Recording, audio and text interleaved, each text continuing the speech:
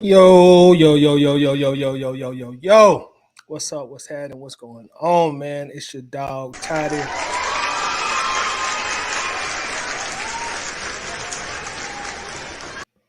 Checking in, man. Coming off this loss to Detroit today, man. As y'all come in, do your boy a favor, man. Go ahead and hit that like button for me. Go ahead and hit that like button. Run up the likes for me, man. Really need y'all help to run up those likes for us. You know what I'm saying? Run up the likes for us. Finna bring my dog also here, the co-host with the most. Mark in the building. Mark, how you doing, bro? I'm doing good, man. How you feeling, Toddy? Hey, I'm making it, bro. Coming off this tough loss, man. But hey, it is what it is, man. I'm making it. Hopefully we'll bounce back next game, bro. But other than that, man, like boy. So like again, y'all hit that like button for us, man. We're gonna chop it up. We're gonna discuss this game.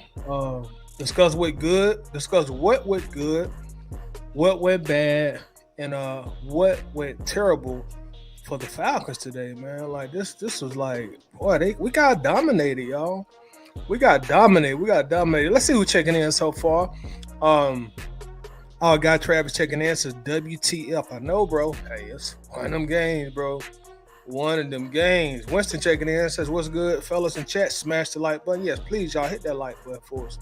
Do us a strong, solid. Do us a favor. Make sure to hit that like button, man. Run up the likes. Brian Nelson checking in says, was this just a bad day? Or is this what this team really is, man? That's a great question. Great question, man. Excellent question. We're going to actually come back to that also, because that's a great question. Ms. Nee in the building. How you doing today, Ms. Nee? Tough loss for all Falcons. Tough loss. Says, I hope it was just a bad day. Me don't like shaking my head. Me neither. Tough loss today. Well, ugly loss, I probably should say, really. It's Organic in the building. Says, boy, we got our ass smoked today. Yes, indeed, we did. Smoked like a salmon, bro. I said, we got smoked. Marina checking in. Says, what's going on, Toddy? Ugly loss today, but who's more to blame, Ridder or the O-line?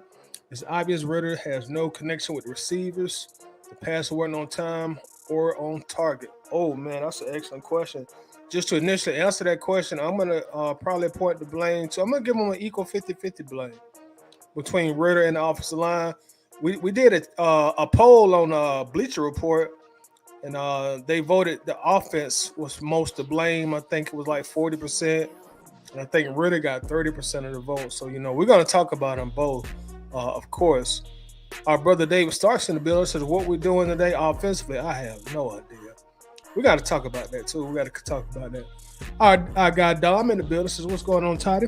I came to bang, man. I might have to bang on the Falcons today, bro. After that performance, man. Like, bro, like what though? You know, trying not to cuss so much, but what the, God dang." Rusty Moore Jr. in the building says, "We got a few problems in Atlanta." Yeah. Number 11. Let's say number 1. I don't think the scheme works in today's NFL. Good point, Rusty.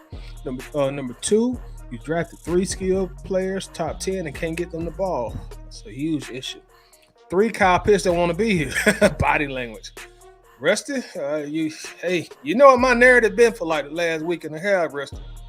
I told you I got roasted on Twitter the other day, but I was just listening, and I saw you in the comments too, Rusty. So I know you was listening, but I was just listening to John Abraham on Smitty and Birdo's show. Shout out to Smitty, shout out to Birdo.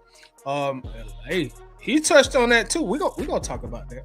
We're gonna talk about that's an excellent interview. If y'all didn't get a chance to watch that live, Smitty and Birdo show, if you didn't get a chance to watch it live, make sure that you do go back and watch it. Maybe after this broadcast go off, go back and watch it, man, because that was an excellent post-game show with Abraham, and he was honest. He didn't hold no punches. He told it just like he saw it and he thought it. So make sure to go back and watch the show if you didn't get an opportunity to watch it live. David Starr says, "Need a bang session." It might come out naturally today, bro. I'm a little hot on how that game went. Mo Lewis said, "Bring me in, please." Okay, we're gonna drop that link before we get out here, Mo. So just stick around. I'm definitely gonna drop the link because I want to hear. We want to hear from what y'all think. You know what I'm saying? So stick around. We're gonna drop that link. Definitely gonna drop it. Coach Davis in the building says, "What's up, ABG and Tyler?" What's happening with Coach Davis? How you doing, bro? What's popping?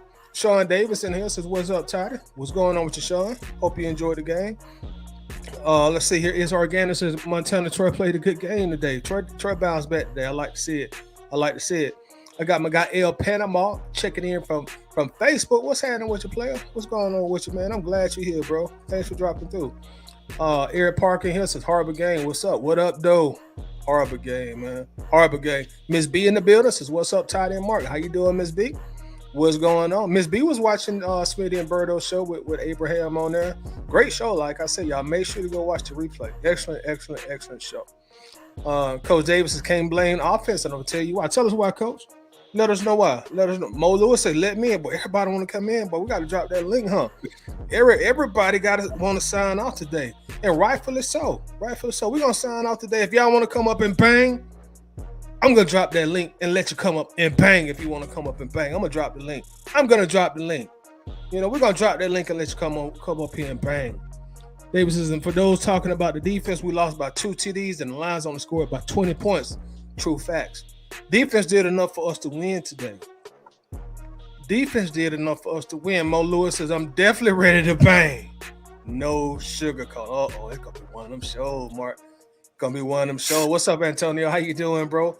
It's gonna be one of them shows. G checking in from YouTube says, "What's up, Todd and Mark? Art Smith and Ray Gone. Play calling was absolutely horrible. Ridder and the O-line was not good at all. True facts. Defense was on the field too long today. I do agree. Definitely agree." Robert Lindsay in here. What's up, Robert? Says, "No creativity in the play calling." You are correct. Absolutely correct. In fact, Dre Anthony checking in also here. What's up, Dre? How you doing? Ridder's not it at this point. He made several throws too hard. Boy, did it. Hey, Dre Anthony, I call them throws he was making death row record passes.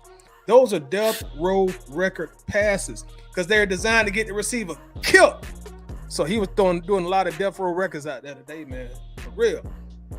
Travis Prater says, "Somebody bring Eddie Carswell." I came to bang. Eddie, you've been called out. Eddie, they say bring your ass to the square right now, Eddie Carswell. Somebody tag Eddie. They calling for Eddie. Somebody tag Eddie on Facebook for me.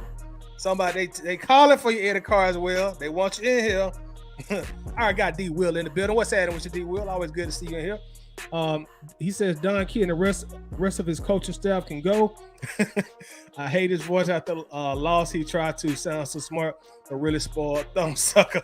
Is he talking about Anthony Smith? I mean, not Anthony Smith. God, Arthur Smith. My bad, y'all. Is he talking about Arthur Smith, Mark? He gotta be. I mean, it's funny. I meant to go listen to the presser, but he gotta be talking about Coach Smith. Yeah, I hadn't watched the presser either. I'm gonna watch it on YouTube before I go to sleep tonight. What's up? What's up, Dave? How you doing? Checking in on YouTube. So why did it feel like 0-4 after this game? Man, I'm tired, guys. Dave, what do you mean? Like, explain that statement, Dave, and that way we know exactly what you're talking about. Because if I'm reading you correctly, it makes it sound like you kind of deflated after the loss, or maybe you saying that the fans are taking it too hard. So tell us exactly what you mean. Don says R. Smith got all his guys. Don't understand what the issue is. Offense getting exposed, playing like they playing, can't do that against Jacksonville. Yeah, we got another tough game coming up next week, bro. We need to bounce back. Wallace Smith in the middle. What's up, Wallace? Always good to see you here, brother. You know what I'm saying? You family of the show, of course. Says, what's going on, Todd and Mark? A tough loss today, and we did it. Wanted as bad as the Lions wanted it today. True facts. True facts. True facts. Winston Thorne says, drop that link, but because the shit was terrible. Yes, we're going to drop the link. The link will definitely be dropped today. We're going to drop that link. PJ, check it in on YouTube. Says, trade Pitts now. He definitely not going to resign. Man, that's something. Man, they've been roasting me on Twitter for saying like, man, look, you can't get the guy the ball, man, after the season. Hey, man, put him on the trade block to see what his value is. They've been roasting me, PJ. They've been roasting me, man. They think people kind of started to see where I was coming from now. My guy, Henry Oaks in the building, went to Detroit, man. I seen you and Shawn up there repping them birds, man. It looked like y'all had a great time. Unfortunately, we lost, man, but I'm sure y'all still had a ball. Henry says, Tyler, what's up, my boy? Me and Shawn on the sad ass ride back home at that one side of that. Yeah, man. Unfortunately, y'all went to a game we lost, bro. But I was glad to see you guys out there, man. Eris is not on that. Sometimes the receivers were not on the same page. Drop passes. Rusty, who gets five first, Arthur or Ridder? It's going to come down to that. Dre said, yeah, Death Row Records, man, those are designed to get the receivers killed. You know what I'm saying? Death Row Records, man. Death Row. All right, got Steven in the building. What's up, Steve? It's a serious question about Pitts. Ridder is who we thought he was. The line, terrible. The line was terrible today. Absolutely horrendous. Our money answer, what's up, big dog? Yeah, we don't have a play caller or a QB. That's a recipe for disaster, bro. Both of them can be bad. One of them got to be good, effective, and proficient. Both can be bottom of the barrel. Dave says, Ridder accuracy is worse than I thought. Dave sound like he's going to be banging today, Mark. Dave sound like he's ready to bang. 17 incompletions after 13 incompletions against the Packers.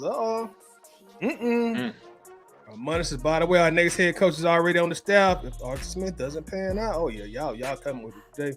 What's up, Billy Ray? What's up, bro? 7 sacks, 182 yards of total offense. Arthur Smith play calling was about as bland as McDonald's milkshake. Dirty Dan in here says play calling was terrible. O-line gave no protection, and if you can't be balanced, you won't win games. That's a fact. That's a true fact. True facts. Jesus, can y'all explain why Arthur Smith keeps calling run plays on third down? Shaking my damn head, bro.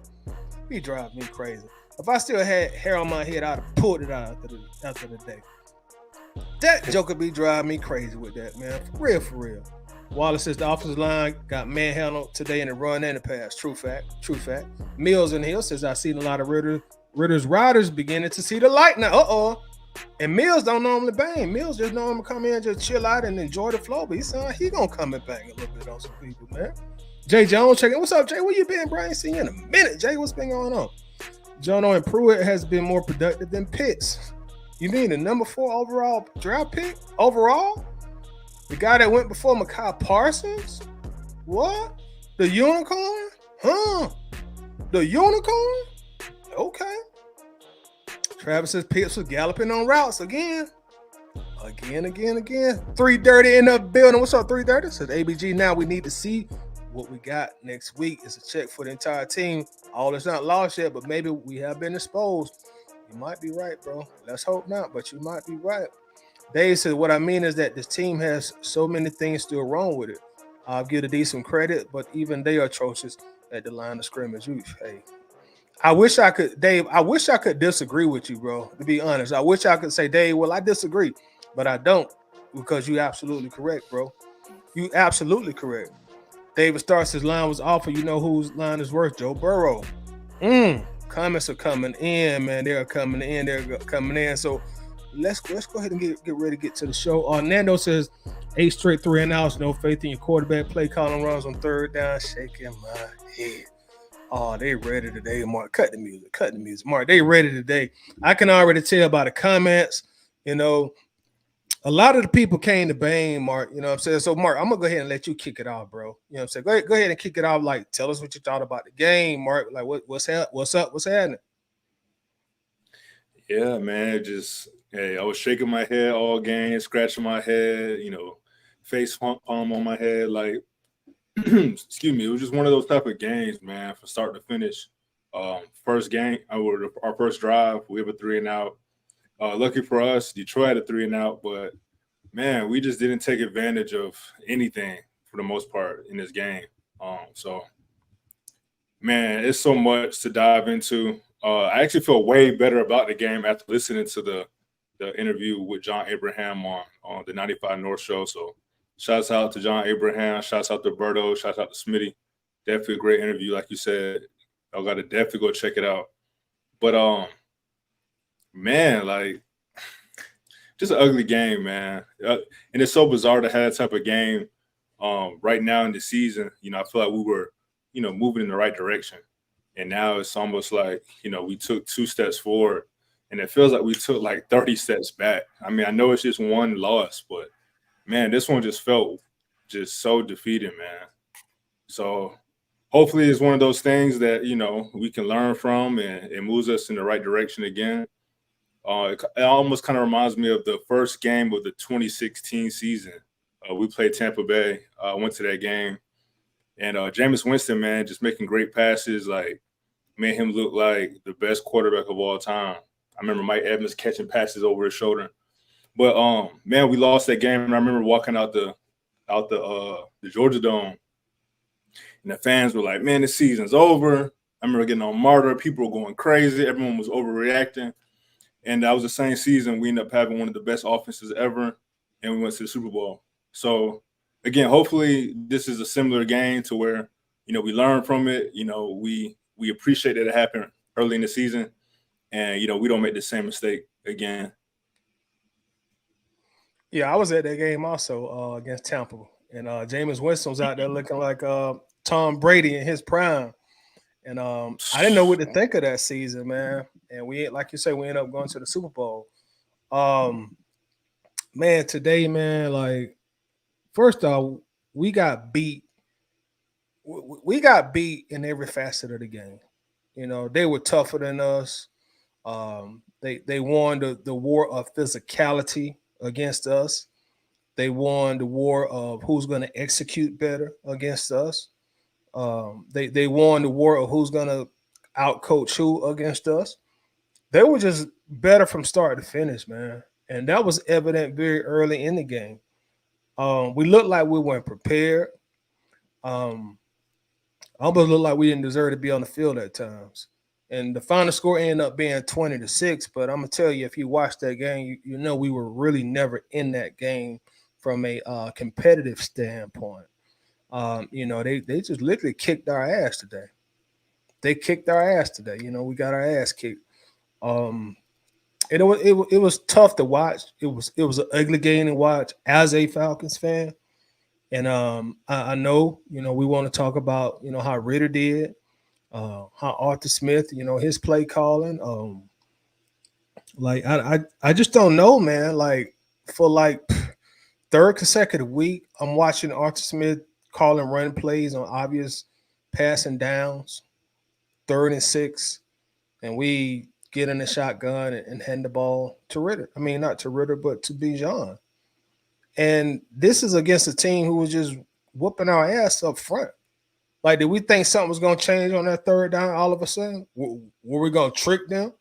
And there's really wasn't even no creativity in the pass. I could see if you tried to hide the fact that you were going to run the ball with the play design, but they snapped the ball and you just handed it to Bijan. Like, okay. like, did you give up? So, I mean, Smith, in that play in particular, man, You want to talk about head scratching? Like you said, we were in the shotgun, 3rd and 6, and Desmond Ridder turned his back to the defense. He turned his back to the line of scrimmage to hand the ball off. So it's almost like you want to talk about creativity. I don't think I've ever seen that before in my life. You to be in the shotgun and you turn your back and, and hand the ball off. You know, part of the advantage of being in a shotgun is obviously you can see everything right in front of you. But man, like that play was just crazy. So for so many reasons. So again, like you talk about creativity, it's almost like he got too creative. I mean, I'm trying to give him a little credit. Yeah. It's like what? I don't think I've ever seen that before. In the shotgun, maybe in the pistol you can see that, but in the shotgun, it's just like man, the whole offense was just off today. Yeah. It would have made more sense to me just to get in the wildcat formation if you're gonna just do that. Like at least you got a better blocking package in there. But we've been saying that all year with Arthur Smith, man. It's obvious to me, Mark, like he still don't have confidence in the quarterback. And there's a good bit of times that Ridder don't even have confidence in himself out there. I can see it in his facial expression at times. Like he be jittery, be unsure of himself. And like there are gonna be games like this, y'all. Like when the defense is gonna stack 8 in the box all game long, and they just gonna tell us, okay, all right, we're gonna key in on B. John, since that's what y'all like to do. Y'all just like to give the ball to B. John all the way around the field. Okay, we got to fix for that. We're gonna put 8 in the box, and we're gonna see what you got with Desmond Ridder, Arthur Smith, since that's your guy. Since you didn't feel like you need to get a quarterback and the off season through the draft, the free agency, let's see what you got with Desmond Ridder. And to Ritter's defense, the offensive line was absolutely terrible today. But so was Desmond Ridder also. You know, I'm not gonna let him off the hook. I ain't gonna let the offensive line off the hook. They both was shit. Offensive line and Desmond Ridder. So for those who want to give Ridder a pass and say, well, y'all act like you see the offensive line. Man, that was plays he had time. He still was inaccurate throwing the football. Kept high pointing the ball, like throwing the ball way too high. And that's why I call them those death row records passes. You are throwing passes designed to get players injured. And John Abraham spoke on that too. You're like, man, that's a tough pass to catch. And then you notice on both of those passes, the receiver got up gimpy. Like, God damn, that shit hurt. Like, Ridder, don't do that no more, bro. like don't do that no more. You know, so Mark, I don't want to really overreact, but I'm gonna overreact a little bit. I'm watching Ridder, and there have been some good, like the fourth quarter last game against Green Bay, but Mark, I don't know if this guy's ready. When I watch him, I'm yet to see, even in the victories, I'm yet to see something that make me say, okay, Ridder got it. I'm yet to see that arm talent, that decision making, that pocket presence, you know, for a duration of the game, not just for like 8 minutes of a game, but like, yeah. And normally it's like, normally in 7 games, you'd have been seeing some flashes of it. I'm not seeing the flashes. I'm seeing like an intermediate quarterback, a very intermediate quarterback. That's what I'm seeing. He's not giving me no flashes. Like he ain't ready yet. And I'm not saying I'm not giving up on Desmond right now. I'm not giving up on him. But I don't know if I kind of feel like today as I talk, like he still need to be in a developmental period of his career. And that don't mean you start when you're in your developmental period for this team. Now, the development period last year, when we ain't had no money, like, okay, whatever happens. When we were just playing with house money, okay, cool. But now, Arthur Blanton already told us publicly, like, at least 2 times, maybe 3, it's time to rock. I'm paraphrasing, but he pretty much said, hey, the excuses are over. It's time to rock. So I'm looking at Arthur Smith like, man, bro, if you ain't got confidence in a quarterback and the quarterback ain't got confidence in himself, how are we going to beat these good teams in the league? And neither one of y'all got confidence in each other. You really think this the 1974 when you're gonna be able to just run the ball through everybody in today's NFL? Right. So that's what I look at when I see Ridder, man. I just be like, he ain't ready. He still should be sitting behind somebody right now.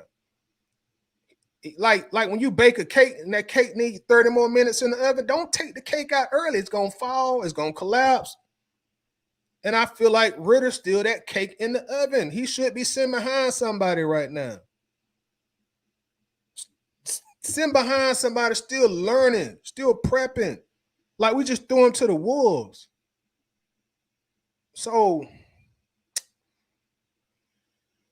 that's where I'm at, man. Like I'm very disappointed on how we played today. Like if we go out there and lose, we lose. You know what I'm saying? I like to troll and have fun, and I say we're gonna go undefeated every season. But if you go out there and lose and you competitive, okay, we lost. Y'all the better team. You know, hopefully we'll see y'all in the playoffs. We'll be back. But we just got the, excuse my language, y'all. We got the shit beat out of us today. And based on that, that's why I'm on one. It's like nothing looked good. McGarry went back to his old ways. Chris Listrom, we done made you the highest paid lineman in the NFL, bro. I'm like, what happened to you? What happened to you? Jake Matthews letting the guy spin him around like he on a merry-go-round and get to the quarterback. Like, what I seen today was, Mark, we talked about this on Bleacher Report. It was just like when the ninth graders got, you know, there's one practice every year where they send the ninth graders to go scrimmage the varsity. So the varsity can purposely kick the ninth graders' ass, but you're trying to prepare them for the future by getting their ass kicked. That's what it looked like. We was the ninth graders and Detroit was the varsity. And really they took it easy on us in the fourth quarter because they had the game won. It could have been a lot worse. Fourth quarter, when they knew they had it, like, we'll just sit in this zone. Y'all can have these old garbage ass yards. Y'all can do that in the first three quarters. We'll give y'all some garbage yards so we can run this clock out. We ain't worrying about Ridder challenging the defense. No way. Y'all ain't worrying about it because y'all don't trust it. So it's like almost like, damn, like, is this just another rebuilding year? Arthur Smith? Talk to me, Mark. Talk to me, man. Talk to me. Start Logan Woodside. Man. Nah, but I mean, like you said, man, he's just not ready. And man, it's just like it's so hard to like really figure out like what the game plan was because, like John Abraham spoke on, I'm sure like a lot of people noticed, we coming out trying to pass, but don't be trying to pass, but we doing play action passes. So it was just like, man, it's like we're not putting him in a position that has success. So then, once their pass rush, they started to understand our keys and they started to get confidence. I mean, it was over with. It was over with quick in this game. But luckily, our defense was solid. So, they kept us close. But, man, we couldn't do anything, man. Third down, we had no chance to convert. I mean, it was just a poor overall game, man. Like, as far as Desmond Ridder being ready, I mean, I agree. I think you had a great analogy. Like, he's in the oven, man. He still needs about 5 to 10 more minutes. You have to be patient. You have to let it cook. And if you need to serve something now or you have a cake that is ready, it may not be the best cake, but it's better than an undercooked cake, which we have in Taylor Heineke, that may be the better option. And I feel like that was another head-scratching decision from Arthur Smith in this regime. Early in the offseason, they committed to Dez. They went out and re-signed, or they went out and signed Taylor Heineke, and they told him, you're the backup quarterback. A lot of people disagree with that because it seemed unnecessary. Like, just let those guys battle it out and let the best quarterback play. And I thought there may be an opportunity where the better quarterback is on the bench. Just because, man, like, it's just a hard position, man. And with you having only 4 starts against, teams, later on in their season and 2 teams that were pretty much giving up, you didn't really show us no flashes then. You look at the first game of the season and Bijan, and you want to talk about these death, record type throws. That touchdown to Bijan could have been a bad play for us. But luckily, he's agile. He was able to juke out of it, run through 2 tacklers and get the touchdown. Again, when we talk about his accuracy, he seems to like to throw to the other team. The other team just doesn't want to catch it. So it's like when you look at all these things, like you just see like a player that's just not ready. And I feel like even if we would have found a way to win this game towards the end, I still feel like a lot of us would have had that opinion because through 3 games this season, like you said, we haven't seen any real flashes. We had that fourth quarter comeback, but I mean that was a limited thing. We needed more proof. We needed more evidence. So that's where the Detroit game comes. And I mean, he showed us, man, like that could have been, a little fluky, especially when it gets down to, 4th and 1. We make another questionable decision and we go for it. We pitch it to Bijan. Luckily, again, Bijan makes somebody miss. And I feel like that's probably like the highlight and something that we have to acknowledge is Bijan has probably got us out of more trouble already in 3 games, than any other player Arthur Smith has drafted. And that's something we just can't overlook. Again, the first game, Bijan's first touchdown. Come on now. That wasn't the best throw, wasn't the best play call. That 4th and 1 last week. Actually, it was multiple 4th downs that, Arthur Smith called, but the 4th and 1 ended up winning us the game. That wasn't the best play call, but luckily, Bijan's so talented that he gets us out of that. And if Arthur Smith's career is dependent on elite running backs, then that's just who he is. And that's what we saw in Tennessee, with one of the best backs in the league. And that's what we're seeing, potentially now is that, man, if he doesn't have a running back, he has no chance, to be an effective offensive play caller. And it's like going back to today's NFL. If he can't run the ball great or very well or exceptionally good, it's almost like he's not going to be able to win. And I have to wonder, like, is that a winning recipe in 2023 NFL football? I mean, it's a quarterback league. It's a passing league. I'm not saying like you shouldn't be proud to have a great running game, but like today, when you play a team that's going to shut down the running game on purpose, that was their game plan. Like, we're going to just stack the box. We don't believe in this quarterback y'all got. You got to show us. Are we going to be able to beat the good teams? Like granted, I was very happy to be undefeated at 2-0.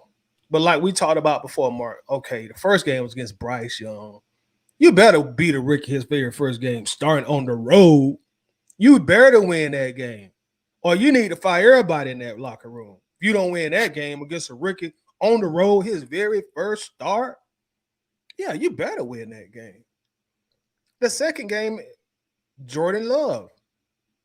Yeah, he's been in the league for a few years, but he's just now a full-time starter.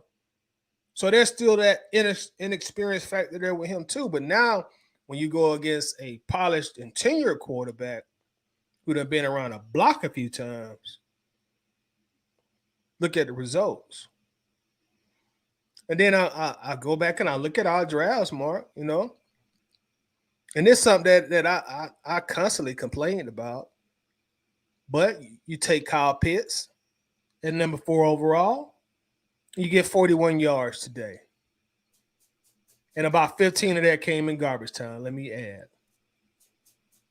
Then the very next year, you double down and you go get Drake Champagne Poppy London. You get 31 yards today. And I think about 12 or 13 of those came in garbage time as well. So those are your foundational picks. Those are the picks you're saying I'm building my team around. And not to mention Bijan also, who didn't really produce like we've seen these compared to the first 2 weeks. But this is who you're building the team around. When you taking somebody in the top 10, especially the top 5, this is the foundation. This is what's going to hold the house together. These are the foundational bricks of my house. They both were ghosts. They both were ghosts today. You know, Pitts did better than we hit what he's been doing the first two games, but like we said on Bleach Report, Mark, like we looking at 41 yards, like, oh, that's good. No, he should be doing 141. We say that's good.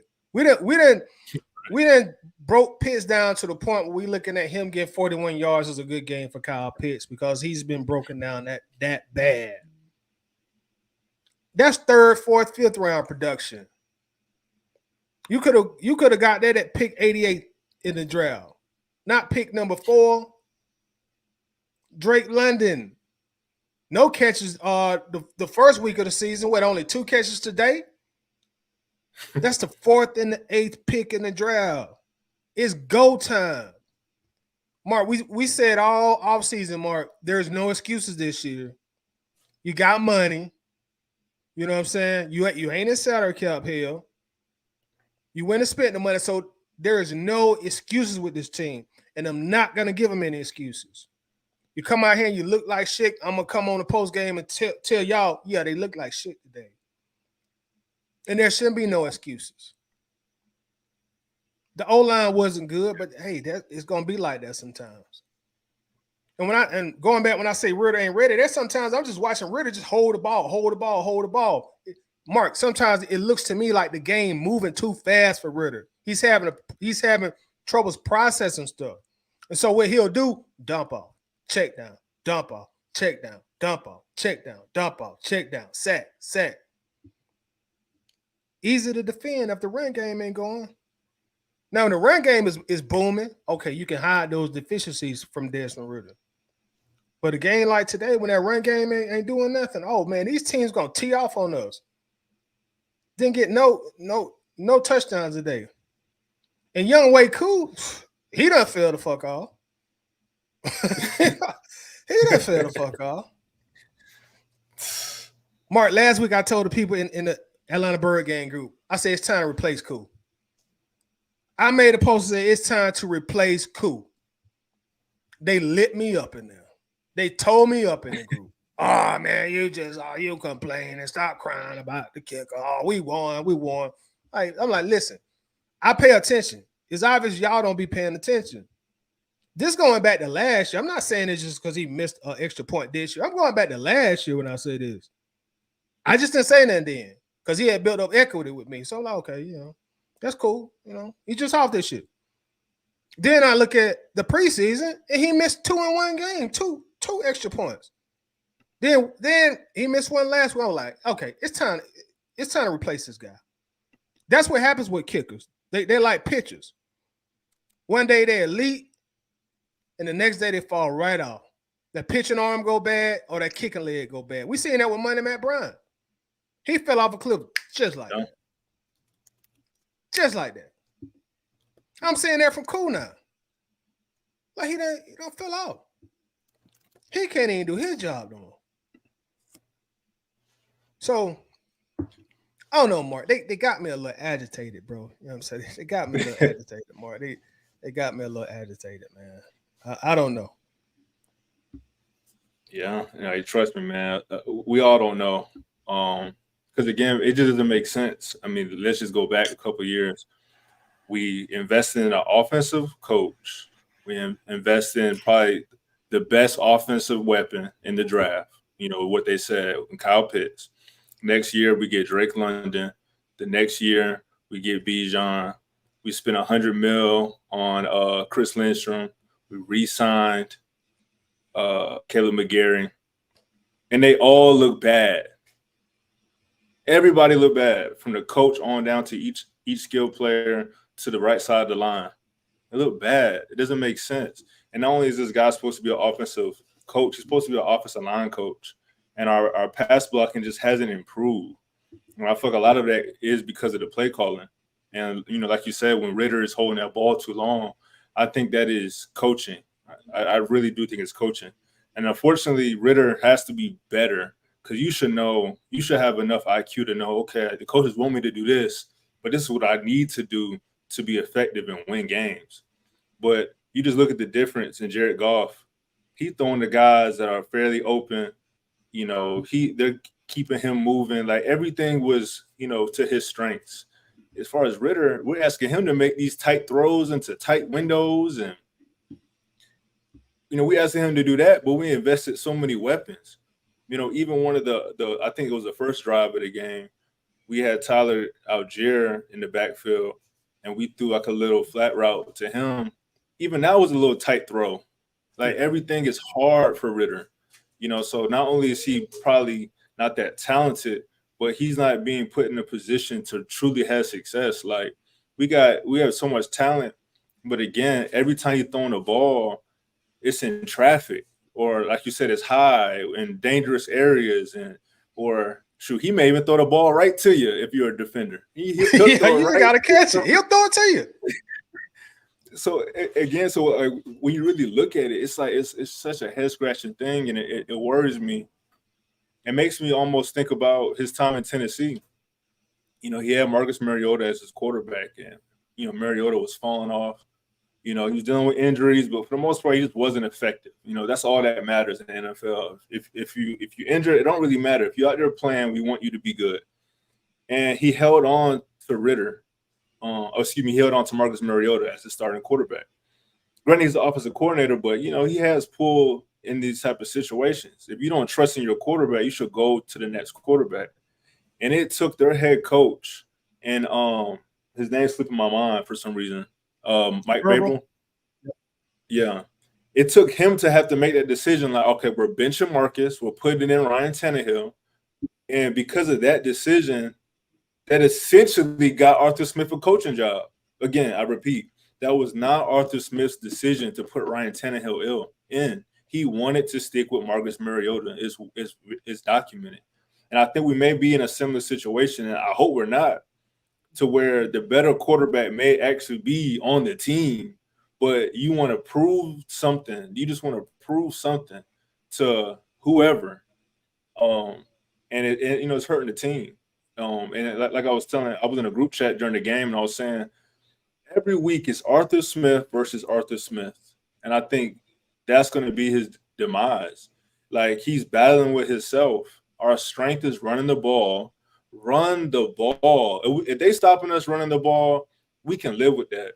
But when you got our offensive line getting tore up, and Desmond Ridder getting sacked 7 times, and our number 8 overall pick finishing the game with 10 carries, people are going to question you as a play caller. It's like, bro, what are you doing? Like, what are you doing? So I mean, again, I know that's the main focus is Desmond Ridder.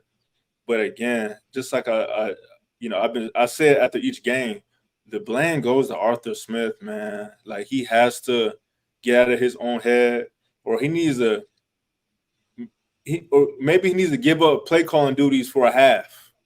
I'm not saying he'll do that, but I'm just saying maybe you let somebody call plays for a half, or if we're up big in one of these games, which it looks like we're never going to be up big, you let Dave, Ragoon call some plays, something, because it doesn't make sense how it's year 3 and your passing game is still terrible. That makes no sense. You're right. You make a damn good point. You're in year 3 and your passing offense is still just atrocious, bro. It's atrocious. And again, Mark, this ain't the 70s with the steel curtain.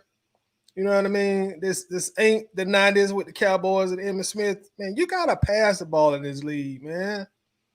The NFL owners are not shy about. Hell, Arthur Blank told us essentially on one of his press conferences in the offseason. Yeah, by design, it's a QB league. By design. The rules have been manipulated and manufactured for the quarterback. That's why we paid him $40 million. Even if you just halfway decent, you'll get a $40 million contract. Just look at Daniel Jones. Just be halfway decent. You're going to get $40 million. And if you're a big dog, we're going to give you 50. So it's a quarterback league. They're not paying the running backs the big money no more. So you just can't depend on, I'm going to run the ball to the Super Bowl. I'm gonna run the ball to the Super Bowl. Somebody gonna figure it out. They're gonna stop you and they're gonna make a third round quarterback do something. And I don't think Ridder is ready for this yet, man. I don't think he's ready. And I'm not giving up on him. I'm not calling him trash at this point. I just don't think he's ready. And then go back to what you just said, Mark. Like, look, why don't you just hand this guy the job? If you bring Tyler Heineke in here, why not make them compete for the job?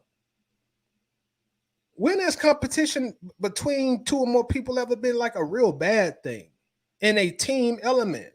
When you competing against other teams, when has competition ever been? It's like, what did Ridder do so great in those first four, the last 4 games of last year? This Ridder job.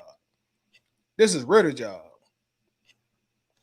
So I don't know, man. Like, just so much questionable things from Arthur Smith, man. Just so many questionable personnel decisions, so many questionable decisions on the field today.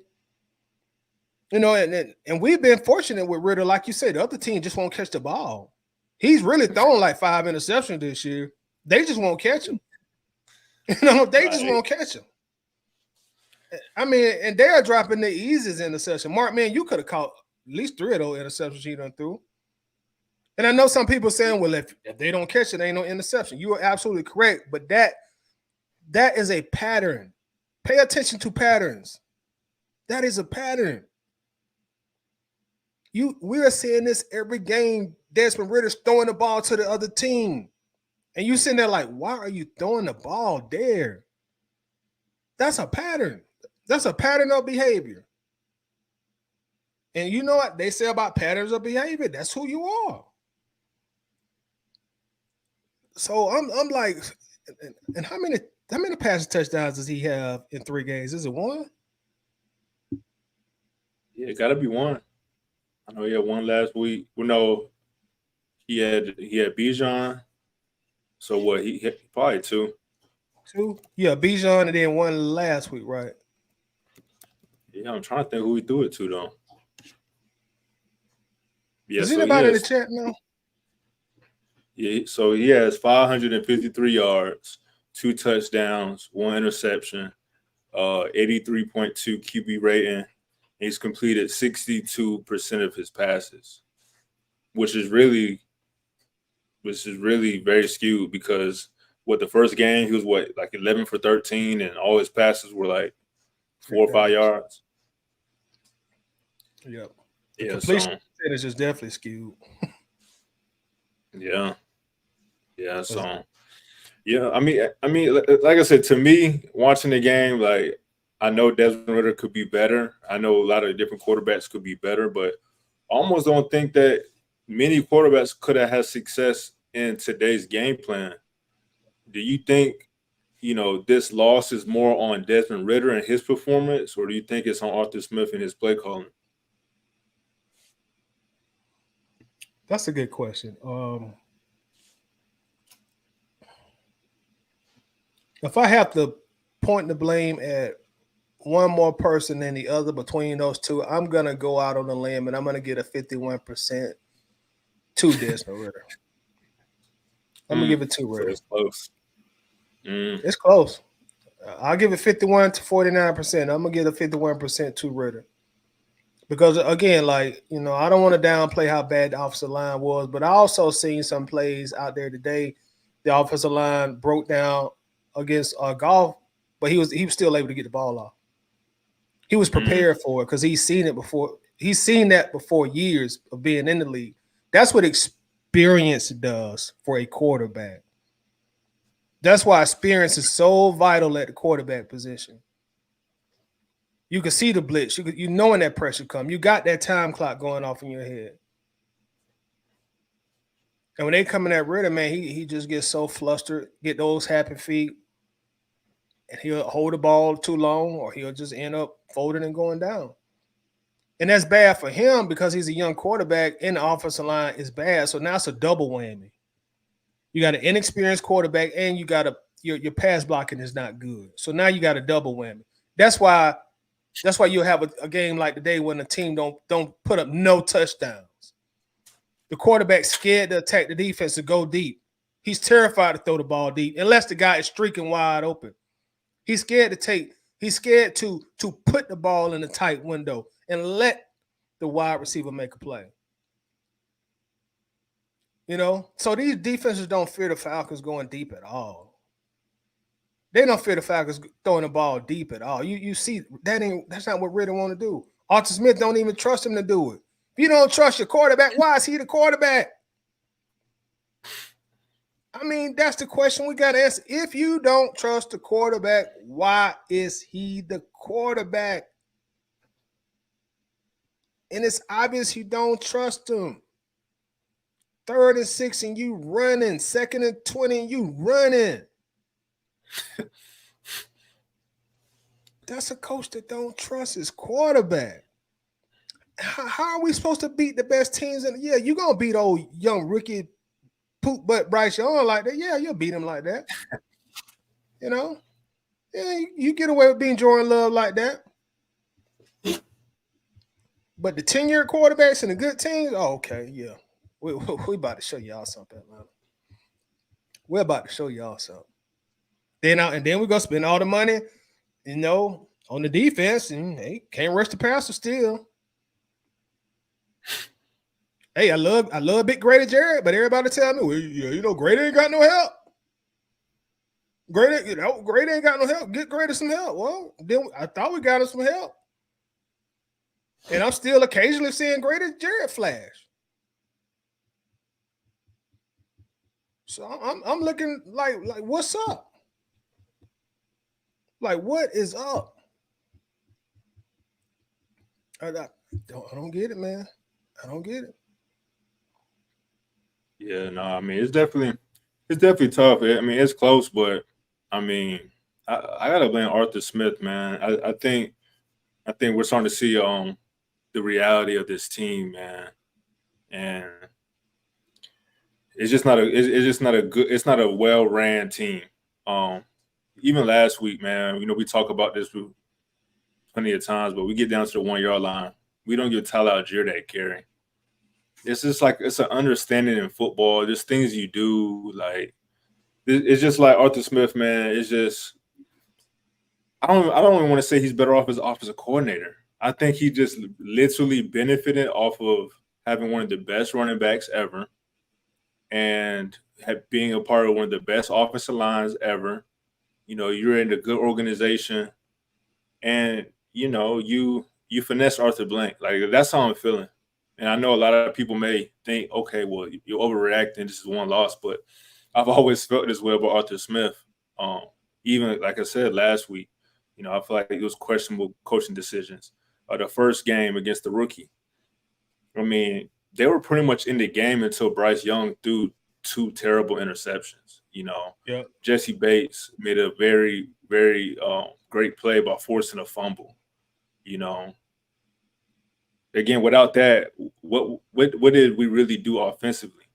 Again, the second game against Green Bay, they're missing 4 starters, but Jordan Love still looked very good. I mean, granted, he isn't that young. He was behind a Hall of Fame quarterback, but still, like, they're missing 4 starters. They're missing a starter running back, left tackle, left guard, the top wide receiver, and they still gave us a fight. So, I mean, to kind of have those 2 games and then come into this game and, get completely smoked. Granted, against Pittsburgh, we did have our backups in, but we got completely smoked. And again, the biggest head scratcher there was Arthur Smith's decision not to play the starters. And I think that's just what we're going to see out of Arthur Smith as long as he's here in Atlanta, is questionable decisions from the people he signs, the people he pursues, his play calling, his play design. I mean, again, your pass blocking isn't good. So, like, the pass plays you're calling aren't good, bro. Like, they're not good if they take that long to develop. Things should be quick. Everything should be quick. Like, I thought that was a benefit of potentially starting Ridder, is you got a guy that's going to be able to make quick throws. You continue to develop him.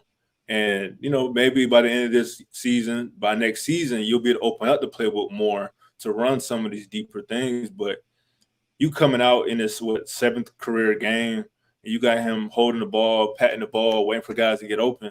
I don't think any quarterback will have success in that type of offense. So again, like I just think we're starting to see, you know, who Arthur Smith really is as a play caller and as a leader. And I think Armani said this in the chat earlier, but our next head coach may be on the team, man. You know, because I feel like the one consistent things about this team 3 games in is the defense. You know, the defense has definitely improved, and I feel like the offense went backwards. So, and the defensive coordinator and a lot of those pieces just got here. You know, but you know, you see Ryan Nielsen. You know, he understands Richie Grant isn't great in coverage, so he's gonna blitz him. He blitzed him like back-to-back plays. You know, it had an impact on the game. You know, I still don't understand why they got Trey Flowers on the team. we got to cut that man, or put him as a special teamer or something. He should not be on the field. But again, I you know, with the defense and how Caden Ellis is looking, you know, like you said, with the pressure, I feel like we were creating pressure, but Detroit, they were just getting the ball out quicker. You know, we definitely don't have a speed rusher on the team. So no one was going to ever get there quick. You know, we were going to have to blitz and get creative defensively. But again, I say all that to say, like, the offense has been iffy 3 games in, and that was supposed to be our strength. And that's just on Arthur Smith, man. Like, that's on you. All right, our boy Simo. Shout out to Simo also. Mark, I want you to answer this for me if you don't mind, or answer this for us if you don't mind. Simo says, do you think we can make the playoffs with Taylor Heineke? Man, I don't know. What I will say is this, man. I think we can make the playoffs if we run the ball. We run the ball, we play defense. You know, we got a shot. Like, but us doing play actions and having Ridder hold the ball long, or having any quarterback hold the ball, you know, longer than they need to. I don't think that's how this team was built. I don't think that was ever the plan. I mean, you got to look at Drake. You look at Hollins. None of these guys are quick. They're not creating too much separation, you know. So I know we're not waiting on them to get deep, you know. So again, just like how this team is built, I really don't think it's the quarterback. I mean, even last year, I mean, you know, we were solid with Marcus Mariota, but the reason why we were solid and why we were in that playoff hunt was because of our rushing attack. And I just don't want us to, like, get past that. Like, I don't want Arthur Smith to try to prove to us, like he did last year, oh, I can win with Marcus Mariota. And now he's trying to do the same thing this season. Oh, I can win with Desmond Ridder. Like, I don't care who is my quarterback. Like, I can win with Taylor Heineke. Like, you know, these things are, like, getting in his head. And I think he's forgetting, bro, the reason why you got this job and the reason why you win, you're what, 16-21 now? The reason why you're 16-21 is because you know, you can run the ball. Like, and you had Matt Ryan that first year. Like, let's imagine if he didn't have Matt Ryan, you know, his first year as a head coach. He may not be a head coach. Like, so again, like, we got to run the ball, man, regardless of who the quarterback is. Yeah, and when you say we got to run the ball, this makes me go back to what we said earlier. Like, all right, but you go in the draft and you take a receiving tight end at 4. You double down the very next draft. You take a wide receiver at 8, but you're running the ball. It's almost like 1 + 1 is not equaling 2 in that situation. Like, look, Arthur Smith, if you knew you was going to run the ball, draft positions and draft at that point for positions that make more sense in your scheme. Honestly, we seeing him today. Penei Sewell would have been a better draft pick than Kyle Pitts, based on Arthur Smith's scheme, based on what he loves to do. It's almost like he's not drafted for his scheme. Yeah, Penei Sewell would have been better than Kyle Pitts, based on what Arthur likes to do, his scheme. And again, I think it's Arthur Smith versus Arthur Smith. He wants to, and you know, he's a Gemini, so that makes sense. You know, Geminis are supposed to be represented by twins and multiple personalities, and I think that's what we're seeing.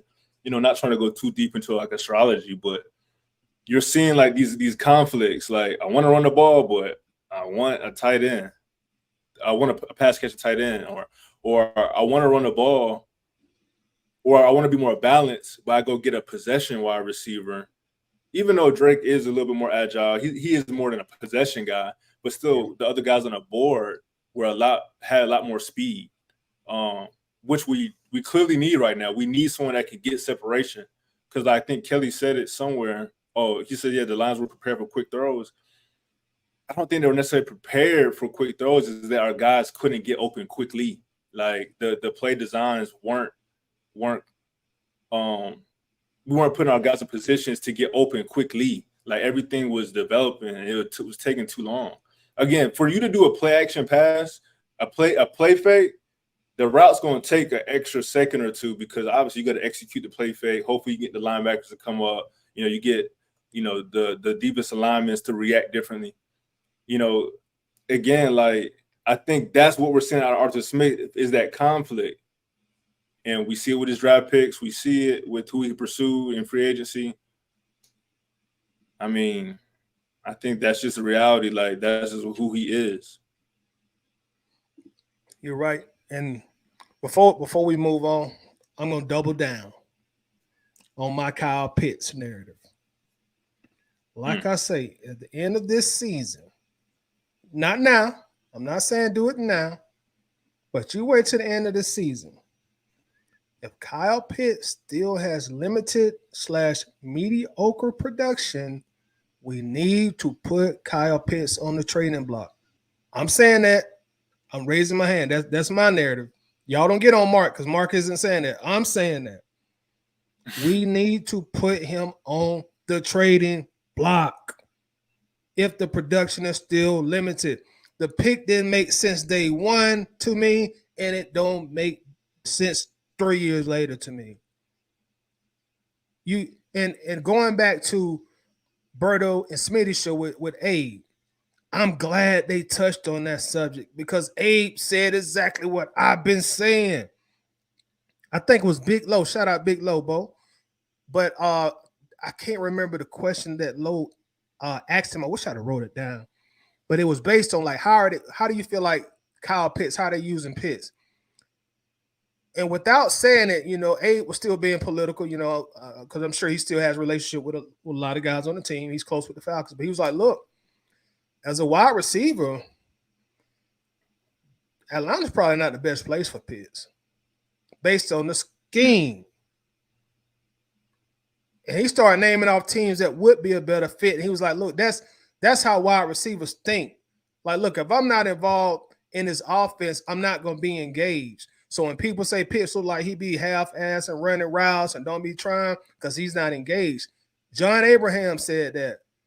Former All-Pro for the Falcons. Y'all got mad at me when I said it. Yeah, I ain't never played it down in NFL football. Now go get mad at Abe for saying what I've been saying. That's why he looks like that. He's not engaged. And Abe was like pretty much, yeah, when it comes around contract time, he may not want to be here because he ain't involved in the offense. This is not what he envisioned coming to the team to do.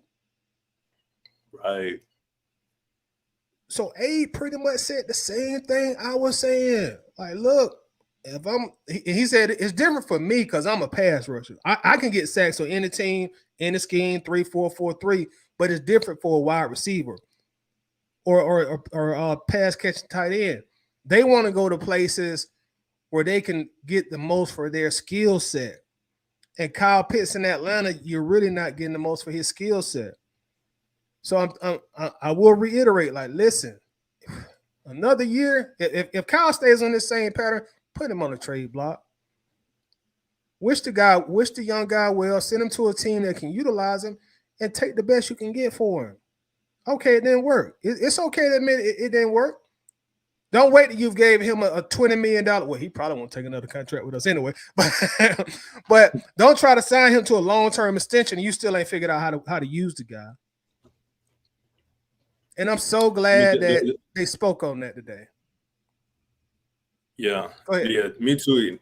Yeah, no, and I agree, man. That was definitely a good part, man. John Abraham, he was so transparent, man. Like, that was so dope. So again, shouts out to the 95 North Show.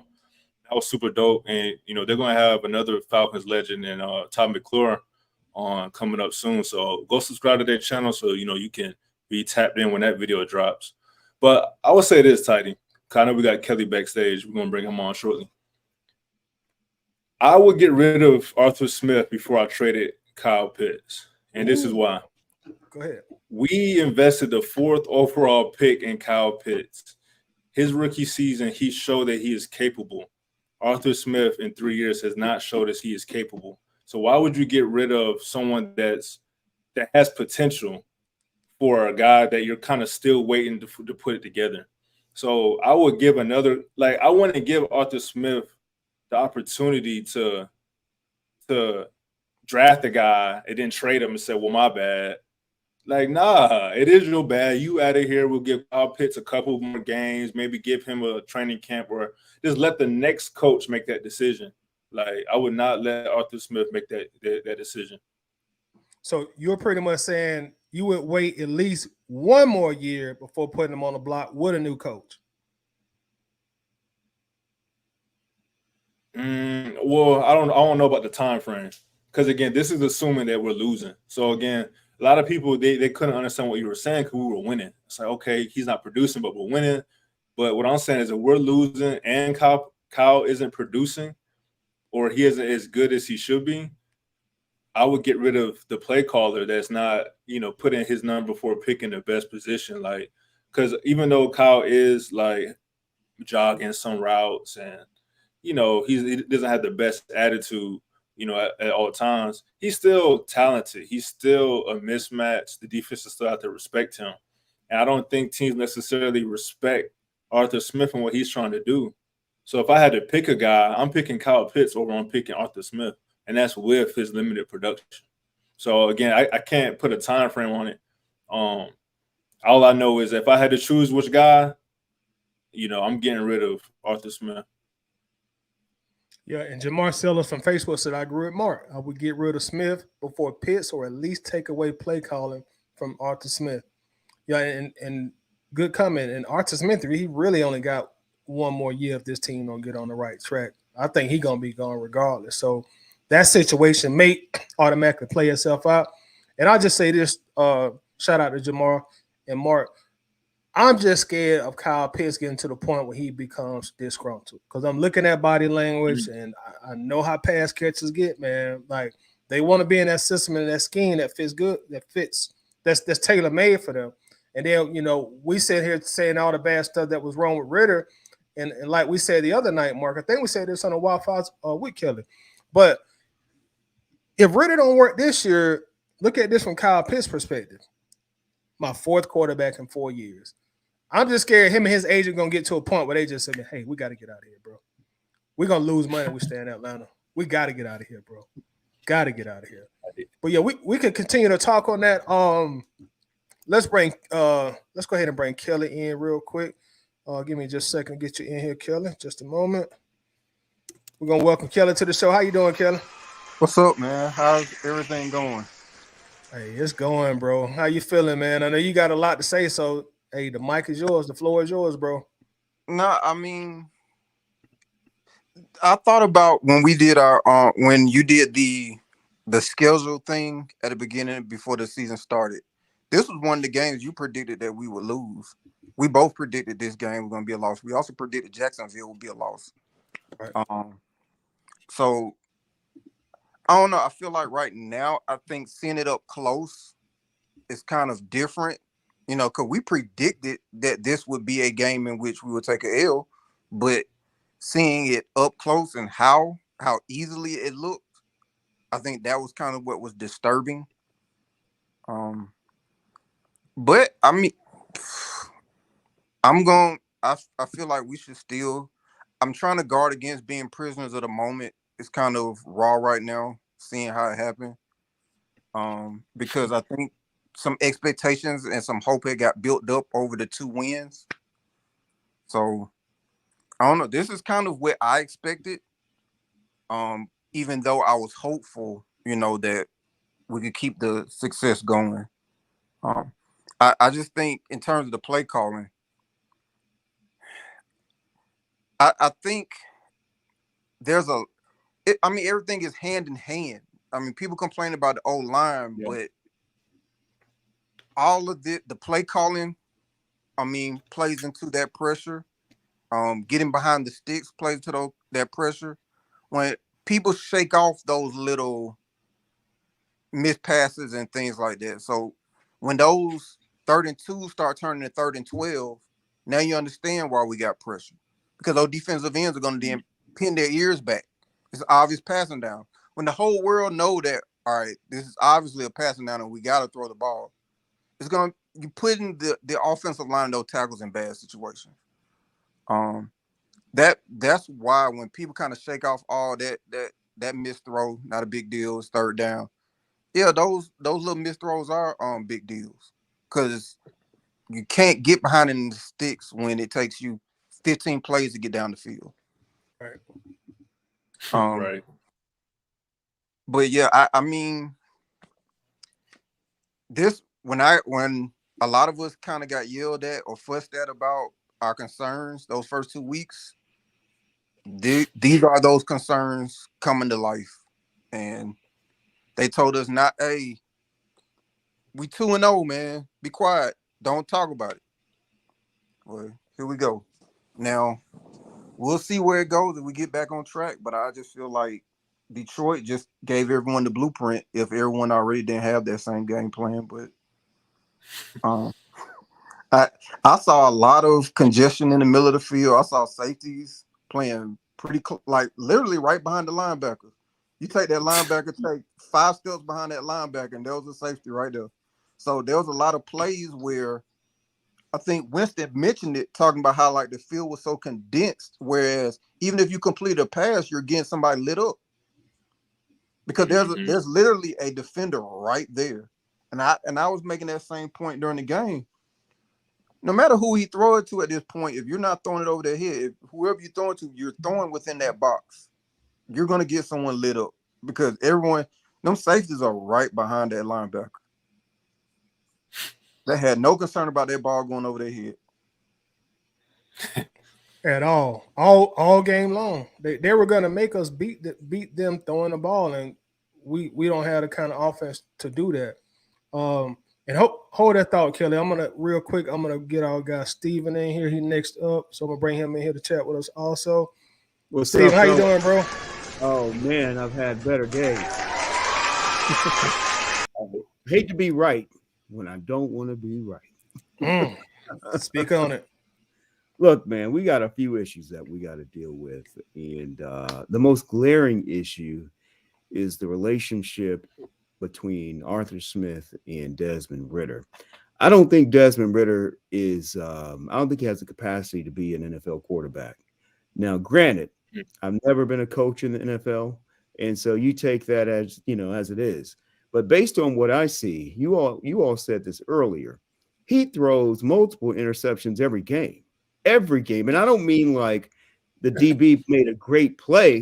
I mean, he's really throwing the ball directly to them to the point where they're so surprised that they drop the damn ball.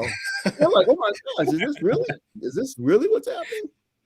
And so, I want to believe in Dez, but to your point, Tidy, he hasn't shown us anything. Those last 4 games last year, he was throwing interceptions again. I know there was no official interception, but he threw quite a few interceptions, and he seemed lost. And we went over this before. Yeah, he got better as he played more, but the competition got weaker. He was playing an Arizona 4-string quarterback. He was playing the Tom Brady Tampa Bay Buccaneers, who had already solidified their playoff role. And so what do we have? And then you fast forward to this year, the first game, I'm very disappointed because, yeah, I'm glad we won, but we assumed that Desmond Ridder was really great because if Arthur Smith named him the starter with no competition, it's like, okay, well, he must be killing it in practice, And then we see the first game, and it's like, okay, 1 yard dump off here, a little 2 yard, little screen. It's like, what the hell is going on? It's 3rd and 22, and we're running the ball. He doesn't believe in Desmond Ridder. And so I try to come up with a logical explanation for all of this, which is nearly impossible. I mean, are we sneak tanking? I mean, what's going on? I mean, did they know he was crummy? you know? And it's like, we're not just going to come out and say, we're not going to do what Arizona did, you know, but we're going to pretend like we got something in this guy that we know we don't have anything in. I mean, what is it? It doesn't make sense. And to your point really quickly, I'm sorry, the whole Kyle Pitts thing, I've been watching him since Mariota was here, honestly. It seems like he was really aggressive when Ryan was here. But even last year, it's like he's not really running. And then, some people say, well, he's a tall guy, and it doesn't really look like they're running as fast as they are because they have long strides. Okay, and I chalked it up to that. But after watching him specifically on the play today, even the announcers, the color guys saw it. It's like, well, is he hurt? Did he pull his hamstring? I don't get that. And it could be that he's like, look, y'all brought me here to block. I'm not about to get hurt. I'm just going to, ride this out until I can get on a team that's going to utilize me properly. I don't know. That's how I'm rationalizing it. And then the line, I don't know, man. Seems like after you get paid, use the expression after you get paid, that's it. We paid all those guys or a couple of them, And what are they doing? And Arthur Smith is trying to be too cute, man. If we're a running team, run the ball. If they close us down, throw the ball down the field. Hell, we might get a pass interference call. I mean, shit, I mean, I'm not even a coach. Anybody can see that.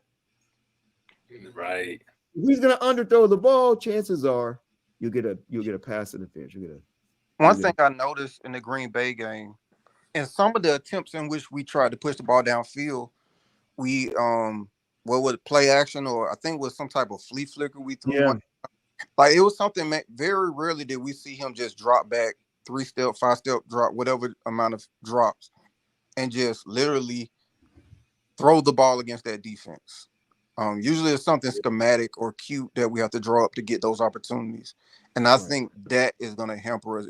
At some point, I would love to have a quarterback who could just simply just drop back and just throw the ball.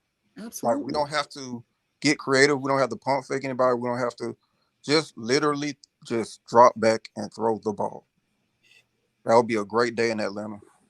And the time is now. We have all this talent, People call it potential talent, but I think that Kyle Pitts is talented. I do. I think he's a little disgruntled. I think that obviously Bijan is talented. Tyler Algier he's shown us that he's talented. I think that Drake London is talented. I think Hollins can be a force, but we don't have anybody that can get them the ball. We're one-dimensional, and we have a coach that seems very stubborn, in his ways. And that's a recipe for a disaster. I did hear what Arthur Blank said earlier this year. He kept saying 3 years, the 3-year plan, the 3-year plan. Maybe that was a subtle way of saying, hey, this is it. It's got to work. We have the money. You have the players that you wanted to bring in. We shouldn't see this. And one last point really quickly. I'm sorry. The whole civil war about Desmond Ridder, people like to use, well, we're 2-0. Well, look, man, or he hasn't lost at home, or he hasn't won on the road. All right. So if you analyze the game, we may come out with a win, but you see what your deficiencies are. And you won the game in spite of those deficiencies. But in most cases, that's not going to happen, especially when you're playing a really good team. And I wouldn't even say that Detroit is a really good team. I think they have a great offense, but a lot of their players, they had a lot of injured players today. Just wait till Jameson comes back. Yeah, I mean, what's the guy? Their DB, he was out today. Yeah, Gardner Johnson is hurt too. And he was out. Oh yeah, you got somebody running wide open on several occasions. Montgomery that they got from Chicago. Yeah, but anyway, I'm going to be quiet, man. I don't want to, No, you good. You good. We got some people that be waiting patiently backstage, so I'm gonna bring them on for a second. Y'all, we got a pack backstage, so we can't have everybody up here at one time for the time. No, you good, Kelly. You good. You good. So I'm gonna give everybody a chance to come up and say their piece. We're gonna bring next up was Antonio Henderson. Antonio, how you doing today, bro? What's going on with you? Good. Yeah, man. I'm gonna keep it real short, bro. You gotta understand, at some point in time, and we talk about Arthur Smith being, stubborn, right? At some point in time last year, he had a conversation with Arthur Smith as far as, is Ridder really our guy, right? Because if he wasn't, that could have been addressed during the offseason. But he said, you know what? We're going to ride with Ridder. The reason why he won't put Heineke in the game, because that's him admitting that he was wrong. Point blank, period. Point blank, period. And he's going to look like a straight ass when he do that, because he know after he does that, that's his job. He done. Right. He done. Because if you look at Heineke's stats, and I was looking at Heineke's stats today, like that man threw for 3,600 yards, last year or the year before? He beat us. Yeah, 20 touchdowns, 12 picks. Yeah, it's not like he can't do it, but it's just the fact that once he does put Heineke in the game, Ridder might as well just go on and pack it up. Arthur might as well go ahead and pack it up. And going back to what y'all said earlier, it was points in the game where I looked at Ridder and you can see it in his eyes where he was either lost or he was scared. One of the two. He just sitting back and patting the ball. On the times where he did have time to throw, patting the ball, looking around, patting the ball. He wasn't even trying to get rid of the ball. Right. And let me say this, Antonio. I'm sorry to cut you off. I want people who are watching to know your perspective. You, day one, have been a pro Ridder guy.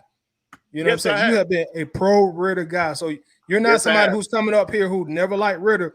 You've always told Ty to calm down, be patient. Ty to calm down, be patient, be patient. Hell yeah. So you're a pro Ridder guy. So go ahead. I'm sorry. I'm done with Ridder, bro. We got it done. I'm done. As we have said, I have seen enough. He's not that guy. And the thing that's going to be a major problem for us is the fact that, when you have receivers, especially when you look at Kyle Pitts, Drake going to start feeling the same way. Cordell going to start feeling the same way.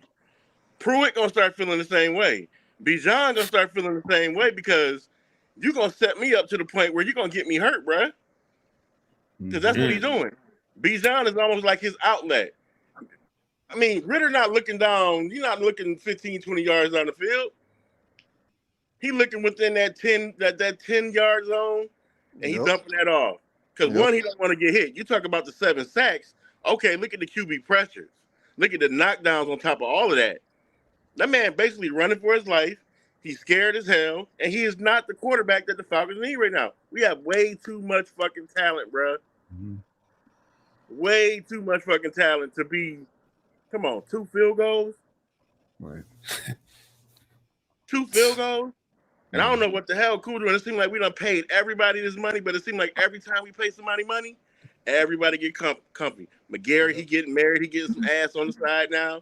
He ain't trying to do his job. Ain't nobody trying to do their job no more, man. They got the money now. They comfortable. Every time we pay somebody, look at Freeman. We paid him. He got comfortable. Everybody that we've always paid made more money than what they should have gotten. They got comfortable, and we reap every fucking thing that they sold, because they get comfortable, bro. And that's Atlanta, man. I ain't gonna keep y'all, but I'm pretty sure, I was a pro Ridder fan. Yes, I was. But big Ridder guy. Look me in my face right now. I'm telling you, I am done with his ass. I don't care what he do going forward, because the one thing about it is, I know Arthur Smith got to keep riding with him, because that's his job security. Right. Until he admit that he's wrong, he feels like he's safe. But once he put Heineke in the game, next year, his ass is done. Bring in B-Enemy, because I guarantee B-Enemy has his offense straight. Absolutely. He'll have it straight. Love it. Because Kansas City ain't been the same since he left.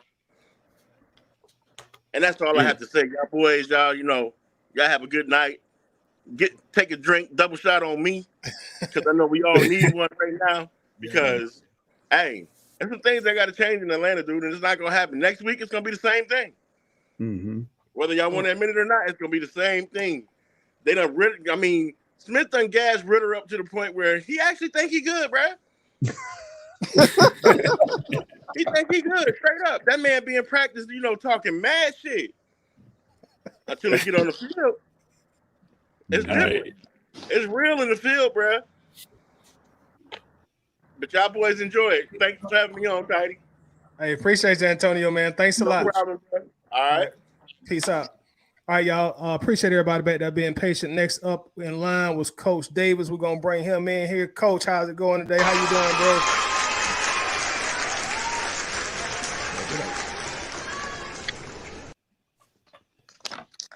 Thank you on mute, Coach. Oh, there we go. My bad. I said, what's up, fellas? Thank you so much for putting me in, bro, because I got so much to say. You're welcome. You got the floor. Go ahead, bro. All right. So I have a total different view than the rest of you guys. I do blame Arthur Smith for this loss, but for a different reason. And that reason being having our quarterback as our quarterback. As my man said earlier, run the ball. Well, it's kind of difficult when look at the press conference from the Lions head coach last week. The very first thing he mentioned was Bijan. So already they're going to tee up on the run. In that whole game, they had 8, 9 in the box. Like my man said, the safeties were so up. They might as well been linebackers the whole game. Yep. You cannot run the ball, regardless on if you have a love child between Bo Jackson and Barry Sanders. You're not going to be able to run the ball against a defense like that. You may get 3 yards here, 4 yards there. You may break away and get a 70-yard touchdown. But for the most part, what you're going to do is bang your head up against a wall and get hurt. Prime example of that, look at Deion Sanders. Right now, I feel like Bijan is our Deion Sanders. He's a great running back, no doubt, but we use him absolutely wrong, and he's going to get hurt, period. On top of that, the defense, the offensive line. Yes, they gave up sacks, but again, you have 8, 9 people crashing into only 5 people. You know what I mean? They're not going to be able to hold that up when they are constantly pushing through. Why? They do not respect the pass. The only way and a good example of this is Emmitt Smith and the Dallas Cowboys. The only way for your running back to have great success is to be able to keep the defense honest, make them back up and respect the pass. Once they respect our pass, Bijan will eat all day long. Yep. But they don't respect our pass. So the play action is not going to work because, as you've seen, as soon as he fakes the play action, they're teeing off on whoever is running out to the flats. The screens are not going to work. As you've seen, as soon as he dropped back to throw that screen, he got smashed. They are so congested in that box that outside of passing the ball, you get what you got today. You know what I mean? Another point that I've been hearing, the defensive line. Do you want the defense as a defensive coach? Is what I am by job. You would love for your defense to get a sack every play. It's not practical. What you do want your defense to do is to get hurries and pressures and hits. You want your defensive front to disrupt the timing of the quarterback and his receivers. That's what you want. As much as I've been seeing people give flack to the defensive line today, I honestly think the defensive line has been amazing. True, they haven't got a whole lot of sacks, but Grady Jarrett Jared Goff had a Falcon damn near in his face almost every play for most of the game. A couple times he had time to sit back there and get it off. But that's what you want out of your defensive line, is to get pressures, hurries, and hits. Sacks is just the sprinkles on top. And then lastly, we all know most of us know I am not a Ridder fan. I've said this since he took the mantle last year, and today showed everything I have been saying. His reads are horrible. If you notice, he will look at the guy that the play was designed for, and he won't look nowhere else. Nowhere else. Prime example of this, one guy on the defensive line, just one guy on the whole line. They moved all 10 people back and had one guy on the line, and he still couldn't get a complete pass. Matter of fact, I think he underthrew it to the ground. You know, it's I don't hate the guy. He's just, in my opinion, he is a backup quarterback at best. At best. His read is horrendous. And I've said this time and time again, he throws the ball high and gets people teed off all the time. Even in the games we won, he throws the ball high and everybody gets smacked every time. Every time. I'm sorry for rambling, guys, but I just, man, I have so much about today. It's just, I don't know. But Coach, you know, when you talk about the defensive line being excellent, how can they be excellent if, you know, there was two different occasions when I think Goff had like 7 consecutive passes, and the time when he had 8 consecutive passes? Is that because of the scheme? Is that because of our defensive line? Like, what's your thought on that with Goff having success, you know, passing the ball? Well, your great quarterbacks, you're not going to be able to stop, regardless on, you know, if you had all pro at every single position. You know, they're going to get off. The best you can do is contain them. Maybe I was exaggerating by saying excellent. I will say I think we were very good. You know, yeah, you're going to have. You're not going to be able to stop a quarterback every play. They're going to get off. But as a defensive head coach, the one thing I want to see is, are we affecting the quarterback? Did we affect Detroit today? We did. We wasn't able to stop him, but we definitely affected him. We got a lot of hurries. We got a lot of hits, and he felt us. You know, a couple times his timing was off because we had consistently been up in his face. That's really what you want from your front 4 or front 3 or however your defense is schemed up. I'm proud of the defense. I am too. I think we look great. I honestly think this team, even with Pitts, Toddy, I know you say about Pitts, but I believe the reason Pitts is so ineffective is because we've had 2 quarterbacks who cannot really throw the ball. The defenses have not been respecting our pass the last 2 years at all. You see, when he had Matt Ryan, he was getting off a little bit, right? But it was just him. So all they had to do was double team him at that time. Now he has some help. If we had some quarterback who would get the ball down the field, we may see a different pitch. Yeah, I agree. That's one of our glaring holes right now, the quarterback position. And we got all these weapons and really ain't got nobody to get the ball to them. That's why I came up questioning, hey, who we drafted in the first round? If you're going to run the ball and you ain't got a quarterback that can do what you need him to do. So here we are. Right. And last thing I will say is I started off by saying I do blame Arthur Smith, but not for the reasons. I feel like watching the game, he has zero confidence in Desmond Ridder. You can tell by the play calling. It's literally like, get the ball out of your hands as fast as possible. You know, 3-yard outs, 4-yard outs, slants, and play actions and screens. That is it. If you don't have confidence in your quarterback, how can you really scheme up a very diverse playbook?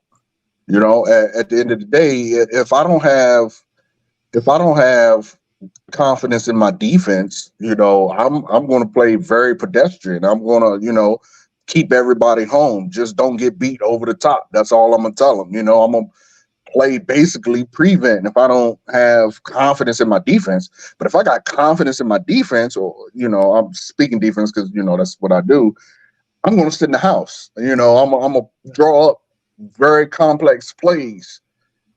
I don't know if it's Arthur Blank can't draw up plays or if it's Arthur Smith can't draw up plays, or if it's he don't trust his quarterback. That's where I'm at with that. Yeah, I think it's some of both, to be honest, which is why I questioned the decision not to go get a viable veteran in the offseason. But we did go get Taylor Heineke, so we may see him sooner than we think, Coach. Yeah, and he, again, that's another unknown. He was okay in Washington, but I don't know, and most don't know if he will shine in this offense because of his lackluster play in Washington. But was that Washington or was that him?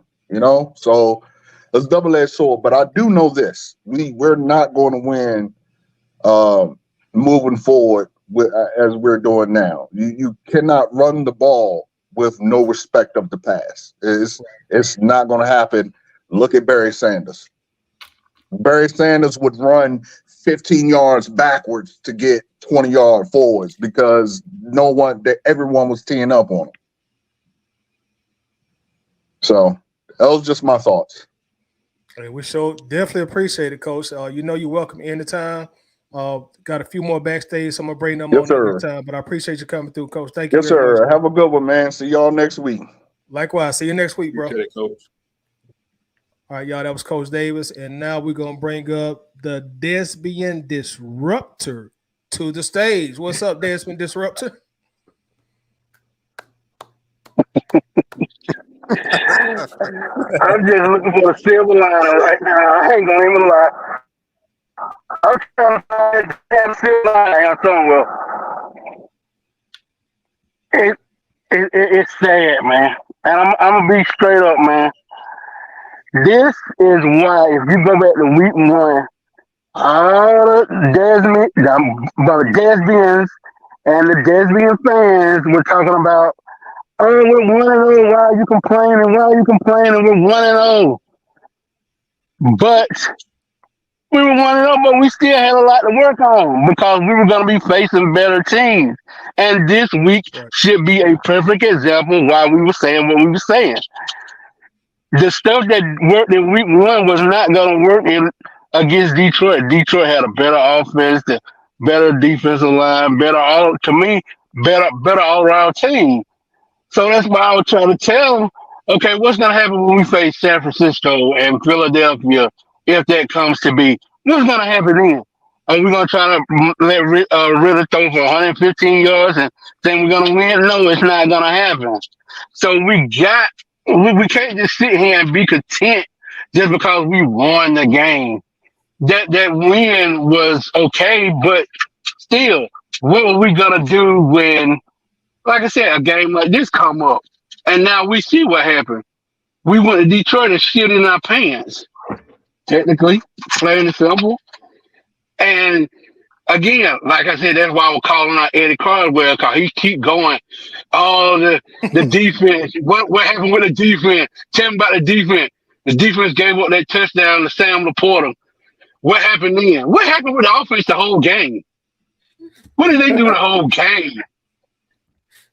And like you said, this is why we spent 3 first-round picks in a row on offensive players to go to Detroit and put up 6 points. This is why they were saying that Desmond Ridder was the guy. This is why they were saying, oh, he didn't need no preseason rep. He don't need that. He good. No, we don't need Lamar Jackson. We don't need Garoppolo. We don't need nobody. But yet, here we are. And what's going to happen next? The teams are just going to get better and better and better along the way. This is not going to stop.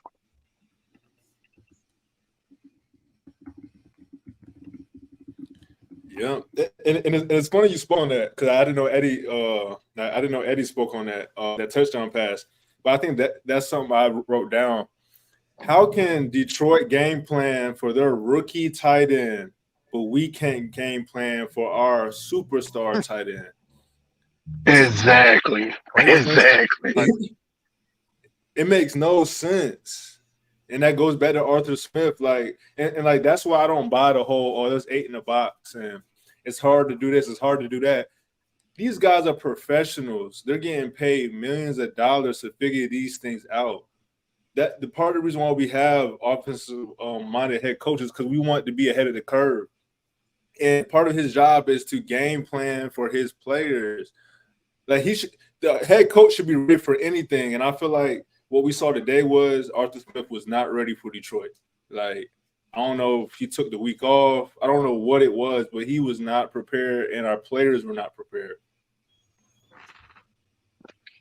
He ain't been prepared since he got the job here. Yep. And before we let you go, Desmond, Disruptor, like, what do you think about the whole Kyle Pitts narrative that we've been speaking on? Trade Pitts. I mean, and that's not a knock against Kyle Pitts because I think he's a talented cat. I think he got some talent. But in this offensive scheme, he's not a fit. No running. You need a possession type receiver. Jonnu is going to probably may have better stats or better touchdowns than Kyle Pitts this year because he fits the scheme better. We need a position. You don't need a vertical tight end in this kind of offense because this kind of offense doesn't predicate on deep passes. Yeah. So we don't need a Kyle Pitts. He just sitting here being wasted, and that's just point blank. And you go back and you look at AJ Brown when he had AJ Brown.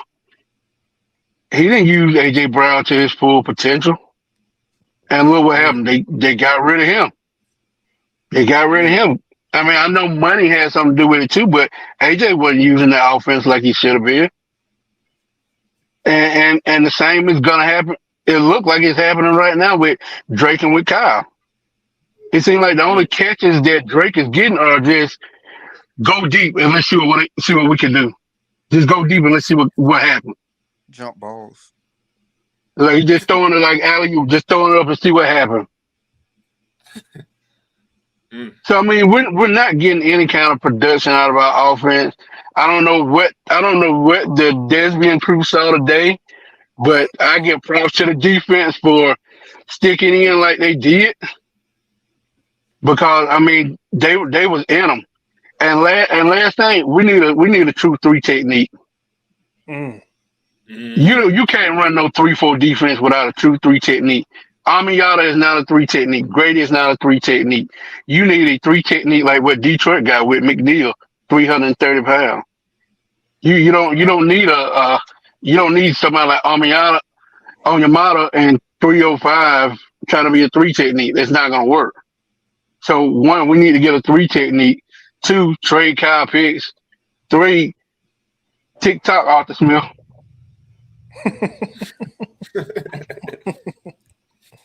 Yeah, it's about that time. Yeah, you're right. You said a mouthful then, and that's the Desmond Disruptor. What I'm gonna do is I'm gonna let you go, Trey. We still got some people waiting backstage. I do appreciate I'm still watching, y'all. Good show, man. Good show. I'm still watching. All right, thank you as always, bro. Appreciate you. Yes, sir. All right, and ladies and gentlemen, that is the Desmond Disruptor. Next up, coming to the stage, you got Winston in the house. Winston, how you doing, bro? Fellas. What's up, bro? Yeah. Man, no man. I said the flow is yours, man. Talk to us. Flow is yours, Winston. Talk to us. I've been saying since last year, Desmond Ridder is not it. He's not it. He's a good backup quarterback, but he's not a starting caliber quarterback in this league. He's not. He's a project. He is a project quarterback. Y'all expecting him to do all this miraculous stuff, and his first start that day is not going to happen. Look, let's be honest. Let's go all the way back to his first start last season. How many games? Every game that I've seen him play, he has thrown multiple interceptions. He just wasn't caught. Every last game, I've seen him throw at least 2 to 3 interceptions every game. And now that it's starting to happen with more frequency, people starting to, well, hold on, maybe Ridder ain't that. I've been telling y'all that. Ridder is not that dude. You know how to beat the Falcons? Stack the box made Desmond Ridder beat you with his arm. The exact same thing, the exact same key on defense that they had against us last year with Mariota. Stack the box, make Mariota beat you with his arm. Neither one of them can do it. Think about it. Ridder threw the ball last game 36 times. He threw the ball this time 38 times. And it's looking more and more worse, progressively worse. Ridder is going to get somebody hurt. He said Bijan had his welcome to the NFL moment this game. The swing pass when his hammer got blown off his head. I'm gonna be honest with you. If Bijan end up in concussion protocol by Monday or Tuesday, I wouldn't be surprised. I'm gonna be honest with you. That hit looks serious. He got Kadarius Hodges hurt. He got Mac Hollins blown up in his back. He got Jonnu Smith blown up in his stomach. He's going to get somebody hurt. You know why? He's sitting there patting the ball, and then the last second trying to make something spectacular happen instead of anticipating the break of the route and throw the person open. That's what you call throwing somebody open. When you anticipate it and you see, there's a window here. If I hit him early in the window, I'd have thrown him open. Instead of waiting till the end of the window and hoping he make a catch. That's differentiate a starting quarterback and a backup quarterback. Ridder's going to get somebody hurt. And he definitely not going to be satisfied until it happens. Then they're going to be calling for his head. What happened if Kyle Pitts get hurt again? Then would y'all sit and say Kyle Pitts a bust? Or can we sit and call a spade a spade?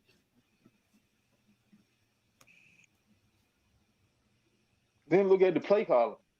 Our whole offense is so condensed. It's everybody on top of each other.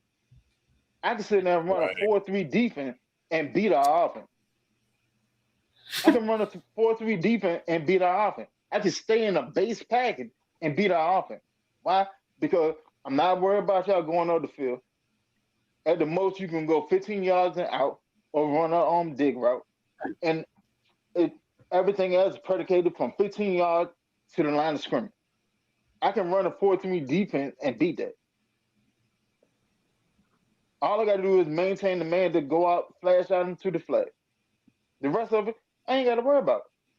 What I got to worry about it? I got 7 other people sitting right there around the joint. Even if they do catch the ball, they ain't going nowhere. I got too many people already right there. They're not going nowhere.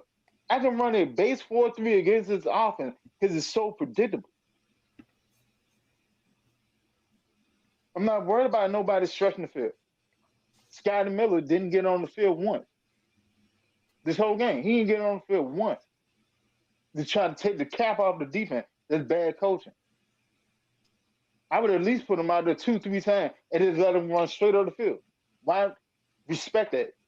Respect it. Because even if I don't complete it, you got to respect it. Did he dress out? No, he was sitting on the sideline. He was That's sitting on crazy. the sideline the whole game. I forgot he was on the team. Man, look, Scotty Miller got what? 2 catches so far this season? This offense is too predictable. I understand. If we're gonna be run based, that's cool. Well, let me make a couple of passing plays to accentuate the run game, so I can get that 8th and 9th man out of the box. But if I can sit there and line up 8, 9 people in the box, yeah, I'm a blitz. I'm a blitz all day long. And then here's another thing. I saw a post on Facebook, and it said, "Numbers don't lie." That's a lie. That's a lie. Our offensive line got credit. Hold on, why that? Because it's all in contact. That's where a lot of people get messed up at. If you look straight at a number, you're taking out the contact. So our offensive line got credited with 7 sacks. How many sacks did Desmond Ridder give up just tripping over his own feet? I count him with 3. But that still go against the offensive line. So yes, numbers do lie. You gotta look at the context of the number. If you're doing straight math, yeah. But in football, you gotta look at the context of the number. All right, Desmond, he threw for 200 yards. If I'm sitting there throwing 2 yards behind the line of scrimmage, and they taking out breaking for 70-yard touchdown, 80-yard touchdown, 65-yard touchdown, and you got almost 300 yards and 3 touchdowns, the numbers lag. Because he had nothing to do with it. There was a recipient on the other end that created those numbers. He just getting accredited with it. Same thing with sacks. Then if a player get beat on the line, all right, you got beat. That sack you earned. You gave that up. But as is, nah, come on, man. Ridder's not it. And I promise you this. If we go to London and Ridder put up another showing like he did today, with them sitting there animating with Toy Story and stuff, Heineken we decide him to come back to the state. He going to the bench, man. He going to the bench. He got to go to the bench. You know why? Because Arthur Smith got to save his job. At the end of the day, this is a business. He got to save his job before he can save Ridder's job. And Ridder ain't doing nothing to save his own job. He still look like the same quarterback that started in week 13 of last year as he do to this point now. There's been no progression at all. Everybody talking about what the O-line ain't giving them time. What? You got to think about it. Most passes, you get 2.5 seconds to pass the ball. What y'all want them to do? Sit there and camp out and make on smaller back in the backfield? No, do your job. Read your progression. If it ain't there, take off and run. You got legs, run. Use them. Use them. Or at least throw the ball away. Stop throwing the ball in harm's way. You throwing late across the middle and high. That doesn't even make sense. That's something that high school players don't even do no more. You throwing late across the middle and high, right into a safety in a 2-deep set. That doesn't even make sense. Because the first safety is going to hit the ball carrier, the ball going to pop up in the air, and then the other safety or the corner going to have a chance to converge on the ball and get an interception. That doesn't make sense. Either ground that ball, throw it out of bounds, or run with it. Those are your options. And you can't even open up the playbook because we don't trust you to throw the ball. Right, right. We can't sit there and keep blaming Arthur Smith for it. No, it's not Arthur Smith. It's the quarterback he has. He does not trust Desmond Ridder. That's why we keep a condensed package. Why? Because it looks like I can run or pass out of it. So when I need to lean on the run, I can keep the same look. I understand that. But if your quarterback ain't connecting with the passes out of this packet, it's going to null and void this packet. Why? Because the only thing I'm expecting out of this packet is a run play. I'm not worried about you passing the ball. I'm not worried about you throwing the ball over 20 yards. I'm not worried about you throwing the ball over 15 yards, to be honest. Yep. All right. And that's what's going on. Yeah, and I totally agree with you. I said it earlier, man. Those high passes, I keep saying I call them death row records passes because he's going to end up getting somebody killed. But we still got a few backstage, Winston, so I'm going to let you go and then bring up the rest of the people that have been waiting back there patiently, bro. All right. Hey, I appreciate you, bro. Show. I'm going to be tuned in. All right, thank you, man. Ladies and gentlemen, that's Winston Thorne. All right, and we got a few more backstage wins. I appreciate everybody's patience, man. Next up, we're going to bring up Jeff. Excuse me. Just had a birthday, Jeff. What's happening with you, Jeff? What's up? What's up, Jeff?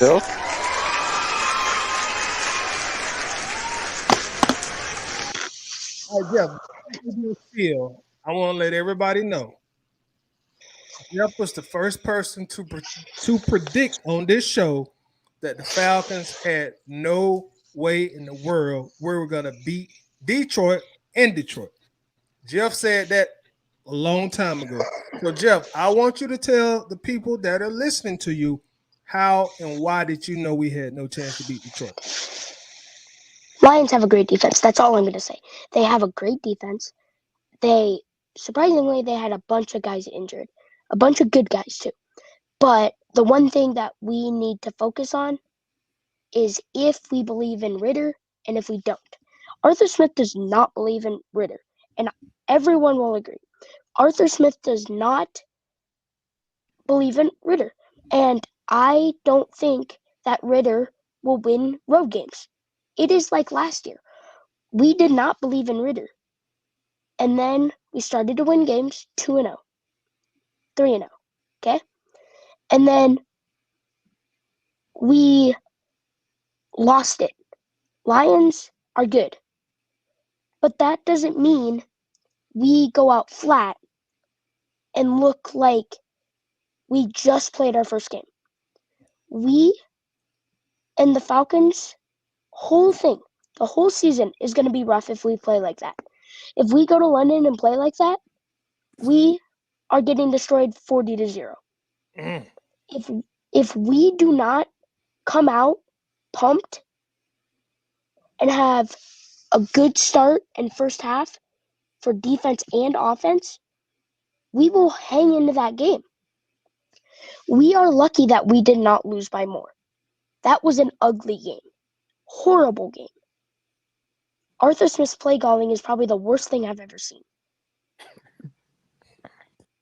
But then, Lions are good, okay?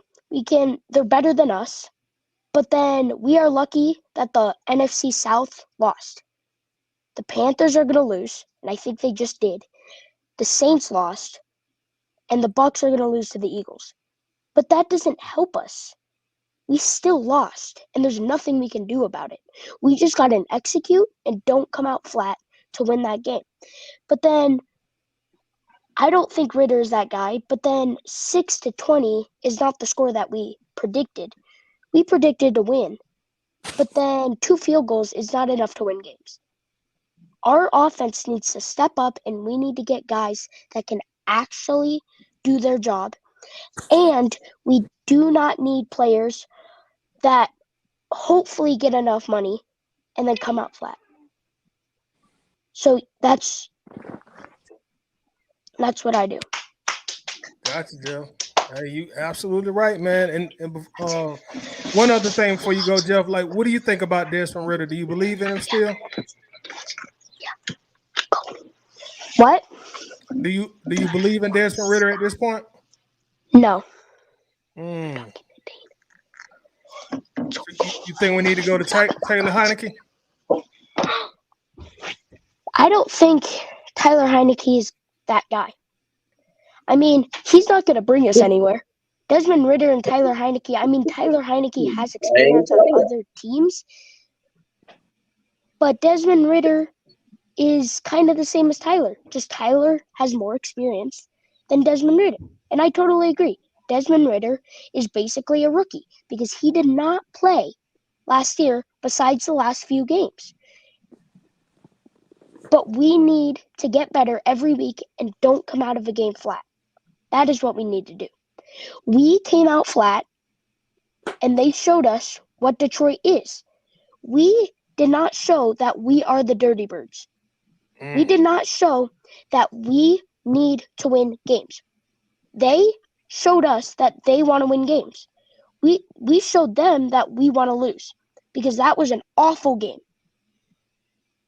Terrible game. Every team in the NFL could do better than us in that one game. 2 field goals is not going to do it.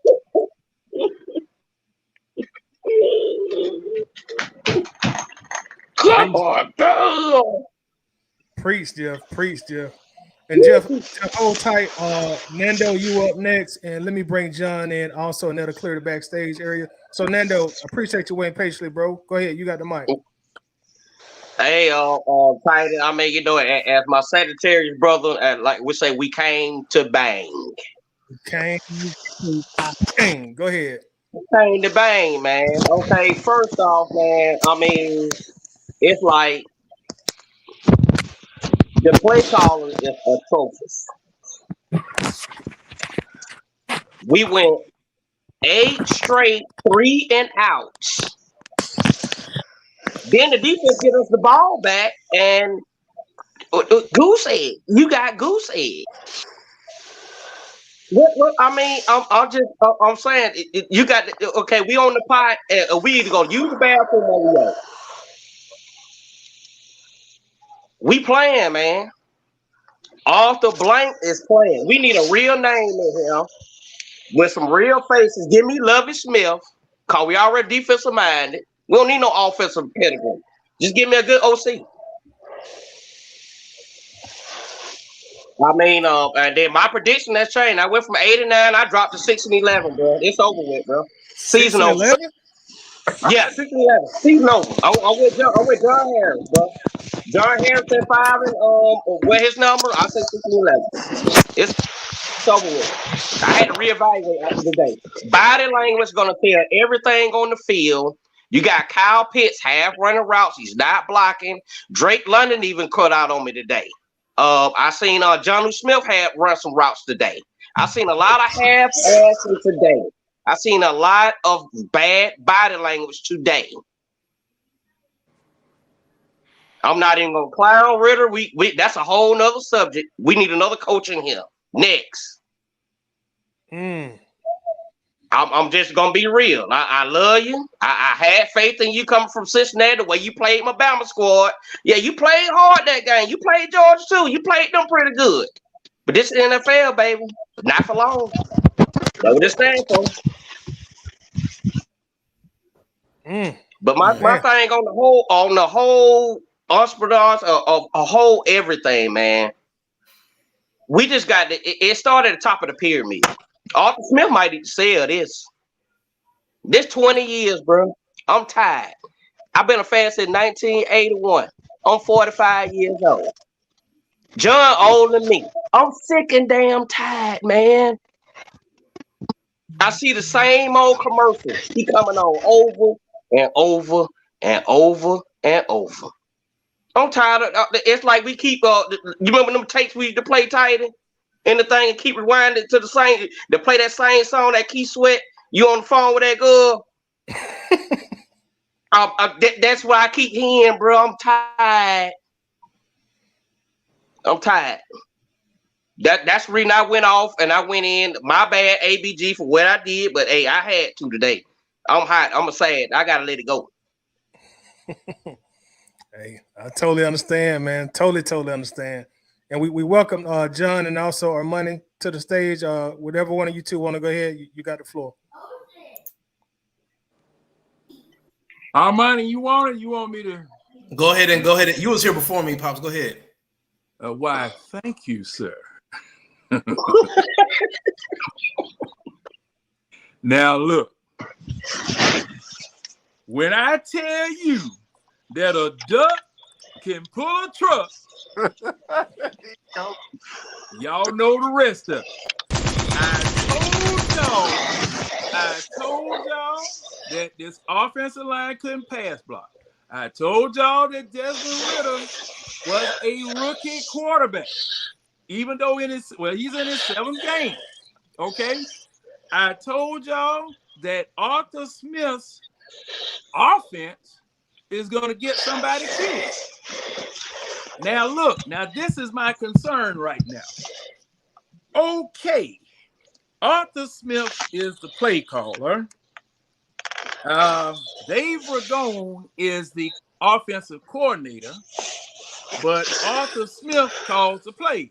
And people are trying to blame Dave Ragone for the plays. This is the thing that confuses me. If Arthur Smith brought the offense here, how did Dave Ragone become the offensive coordinator with some say into what plays are being called? And you are the one out there calling the plays. And then on top of that, even if that were true, you are the one that's calling the plays, sir. that jump that's not working. Then on top of that, let's go back. And I see somebody, Red said we still in first place. Okay, it ain't gonna matter. Do not celebrate the fact that we're in first place because we didn't earn it. We happened to fall into it. Okay, we fell into that. All right. Now let's go back. You also drafted this quarterback. You were supposed to be training this quarterback. You were supposed to be preparing this quarterback, and this quarterback is not ready right now. Now, I'm going to say this with a grain of salt. Your quarterback that you have right now, I'm sorry, people. I'm very sorry, people. But even if you got a rookie now, you're still going to go through these growing things. And it hurts so bad because of the fact that no matter who it is you put out there, you're still going to have to go through this because I'm looking at your offensive line. Your offensive line is worse than the doggone turnstiles at Turner Arena. I mean, these jokers letting everybody in. I mean, do you want to just come in or do you want to drink when you get here? The police ain't even standing behind this doggone turnstile.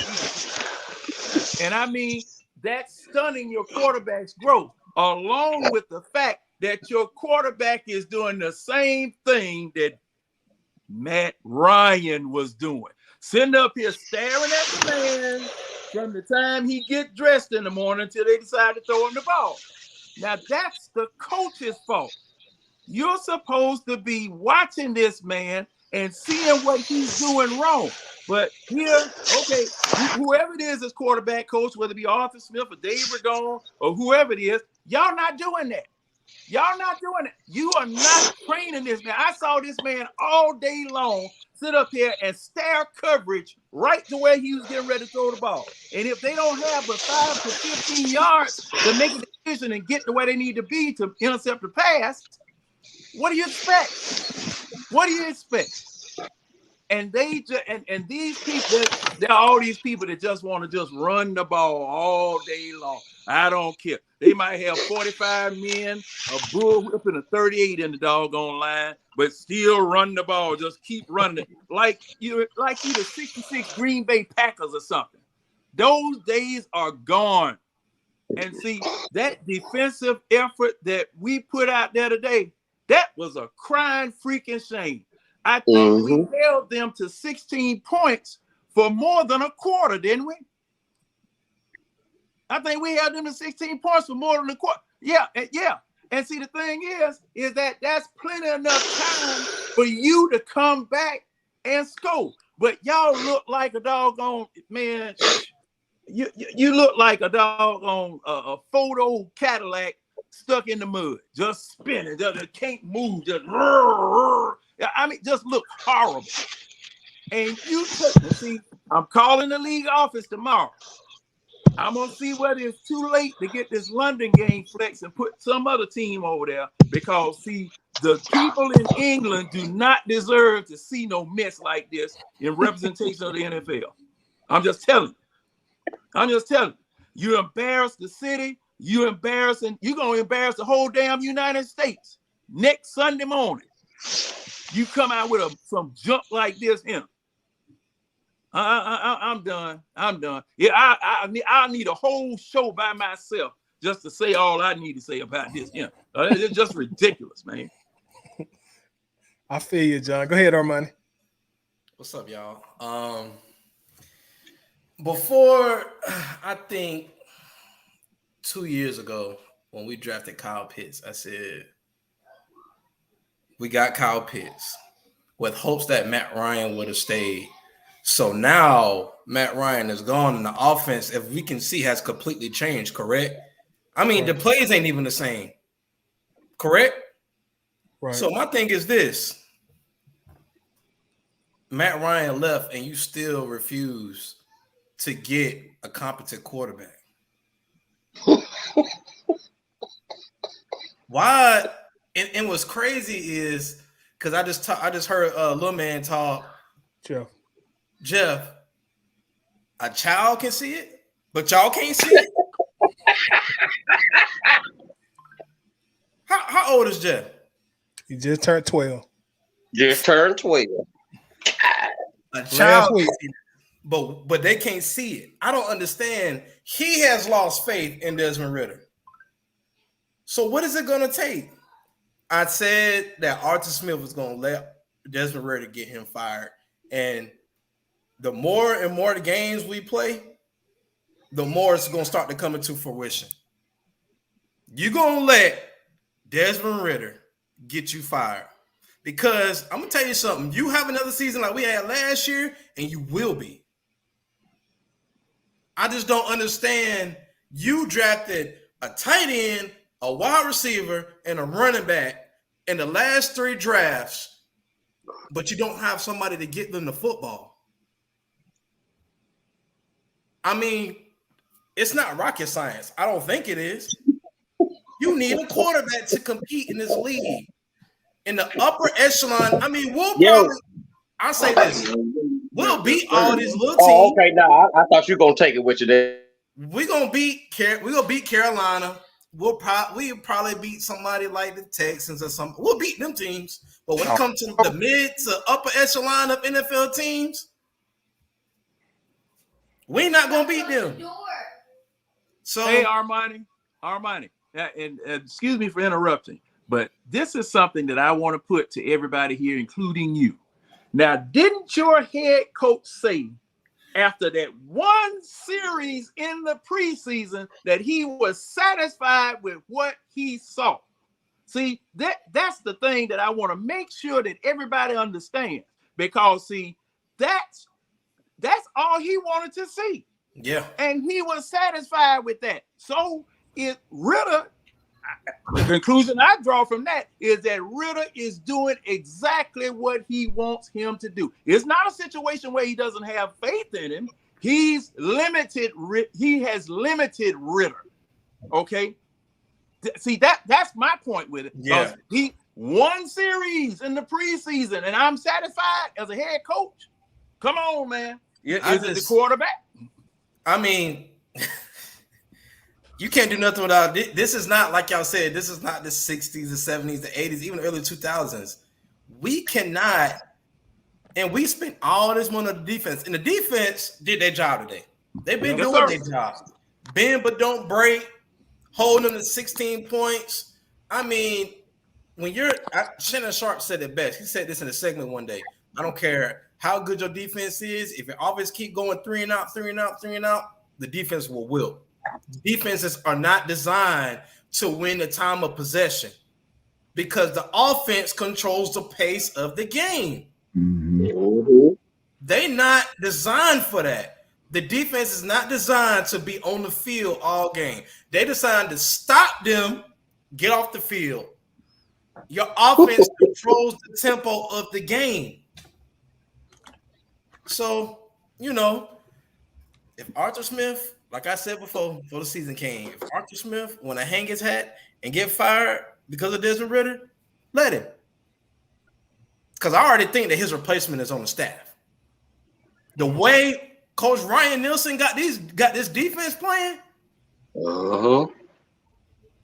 Okay, Smith, your replacement is right there. Keep on. Let me ask y'all this, because it seems like everybody, including 12-year-old Jeff, don't have any belief in Desmond Ridder. So, like, Steven, like, with that being said, like, what's the next step? Do we just hope Ridder gets better? Do we start leaning for Taylor Heineke? Do we look at the free agent list? Like, what do we do next, Steven? I don't know. I don't know what free agents are available. I think that if it's clear that Desmond Ridder is not the guy, you got to think about the future. And I don't mean like 3 years from now or 2 years from now. I mean the immediate future. One thing that we've avoided consistently is taking a quarterback in the first round of the draft. And I don't know why. We went after Deshaun Watson aggressively. And I think we went after Lamar Jackson under the radar aggressively. I think we wanted him, but it was clear that Baltimore wasn't going to let him go. But we need a quarterback because we are wasting resources, we're wasting money, and we're wasting time. And Arthur Blank is not, 70 years old. Hell, he's not even. How old is Arthur Blank? 82. 82, yeah, 82. Oh. I mean, he literally is on the clock, and he is one of the owners in the league who is passionate about this team, about his team, and you can even see it on his expression. When I look at Arthur Smith, our coach, and I never really wanted to say this about Arthur Smith. I don't know Arthur Smith. I know he comes from a very privileged background. Sometimes when I see him on the NFL Network and some of the other interviews that he's doing, it's almost like he's not taking it seriously. And that's an assessment from my couch. I could be completely wrong, but it doesn't seem like he's pressed. I mean, he's sensitive when you question what's happening with the play calling and the team and so forth. But when it's just, straight up question and answer, it's like, dude, is this the guy? And all of that around puzzling decisions that he's making. So to answer your question, I'm sorry I went all around the mulberry bush with that. But to answer your question, I think that we're kind of in a pickle because we do need to see what Ridder is. I kind of think we already know what he is. Do we know what Taylor Heineke is? And what is that going to get us? Do we want to play our way into getting a mid-level draft pick? And I think this is what you were saying, John, and correct me if I'm wrong. I mean, does Arthur Smith, is this part of the plan? I mean, it doesn't make sense for him not to give this guy competition whatsoever, to say that, hey, that's all I needed to see.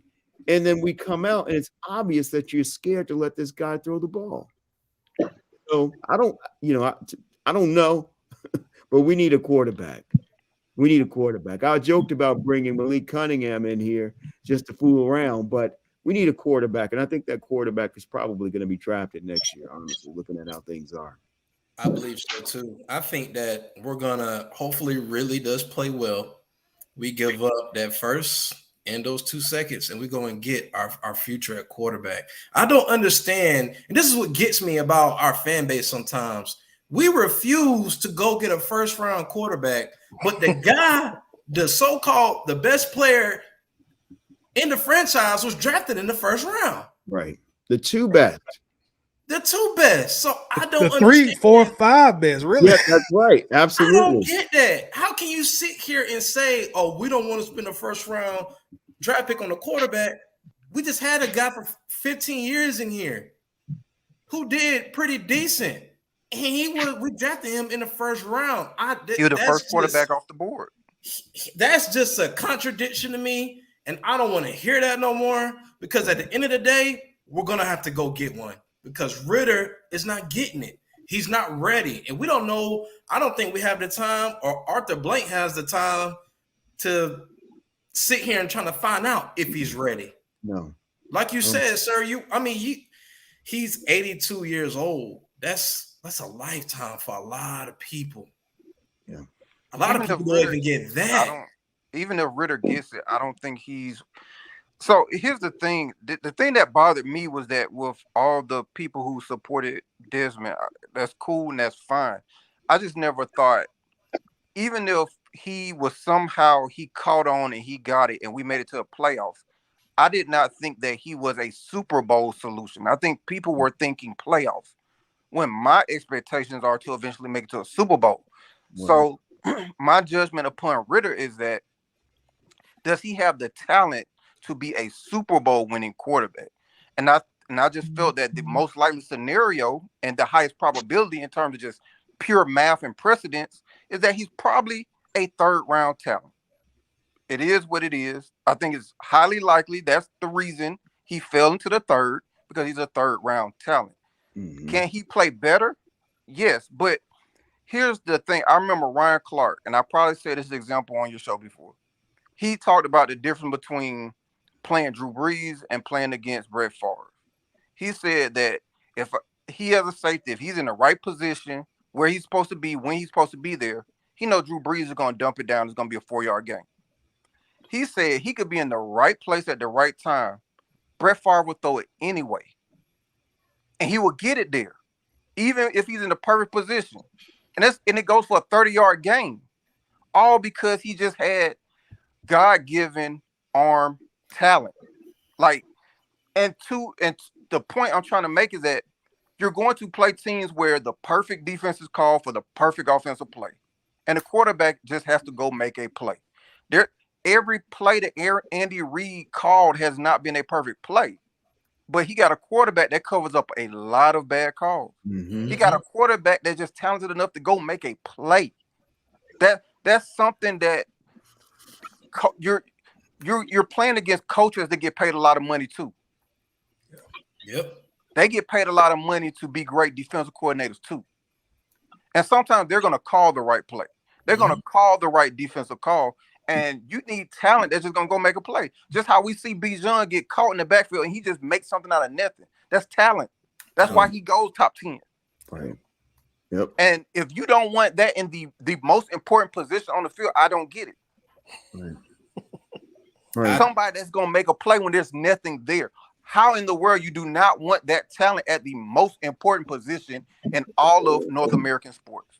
So, to me, I think Ridder will improve. He even at points in this game, he looked more comfortable than he did the previous games. I just do not think overall, even if he figures everything out, even if he gets great coaching, even if we do become a playoff team, I just do not know if he has the talent to overcome other great teams. Because you're going to run against Detroit is probably not the best defense that we're gonna see. So what is it gonna look like when we play against the Eagles defense or the 49ers defense or the Dallas defense that just lost? And the landscape of the NFL is we're looking at the Jags like that's a tough team. And guess who they just lost to? Houston. Yep. CJ Stroud just put up 30 on them. Yeah, Kelly, we was campaigning for Stroud. CJ Stroud is a great talent. Yep. People were like, "Oh, he came from Ohio State." I'm like, he's accurate. Right. Yep. That first game when everybody was talking about, "Oh, Ridder has no time to quarter," the pressure of the O-line. I'm like, look at him against Baltimore. He's running for his life. Yeah. And CJ was still throwing dimes. Mm-hmm. That's just talent. It's called talent. Thank you. Talent. CJ Stroud might be the most talented quarterback that's been came out of there for a long time as far as from throwing the football standpoint. But I just, the thing is with these, especially with us, with the fan base, we're just satisfied with anything. I just don't understand just being satisfied with anything mindset. Some people just happy to have a team. I don't get that. They were happy to just be 2-0. Just to be 2-0. I told them I want a ring. 2-0 gives me, bro. I was like, there's 15 more games, bro. Like, I want a ring so bad, bro.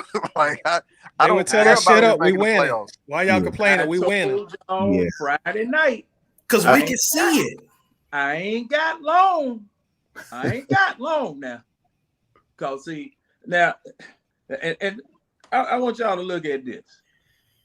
The Dolphins, who we made look like dog doo-doo, put up 70. Right. 70 points. Yeah. Hold on, John. When we make them look like dog doo-doo, when was that? I'm about the preseason. Preseason. Oh, I don't count that. Yeah. Well. Some of the fans did. No. Yeah. The Deadmans do. Yeah, we did beat them with our. Well, did we put a first string in? Or was that the one game that really? Not a single starter played. Not a single starter played. Miami did not start their starters, and we didn't. Desmond didn't play either. Because they said that he saw enough in practice. Right. But see, the thing is, Tua just last year got hit so hard that he was throwing gang signs while he was on the ground.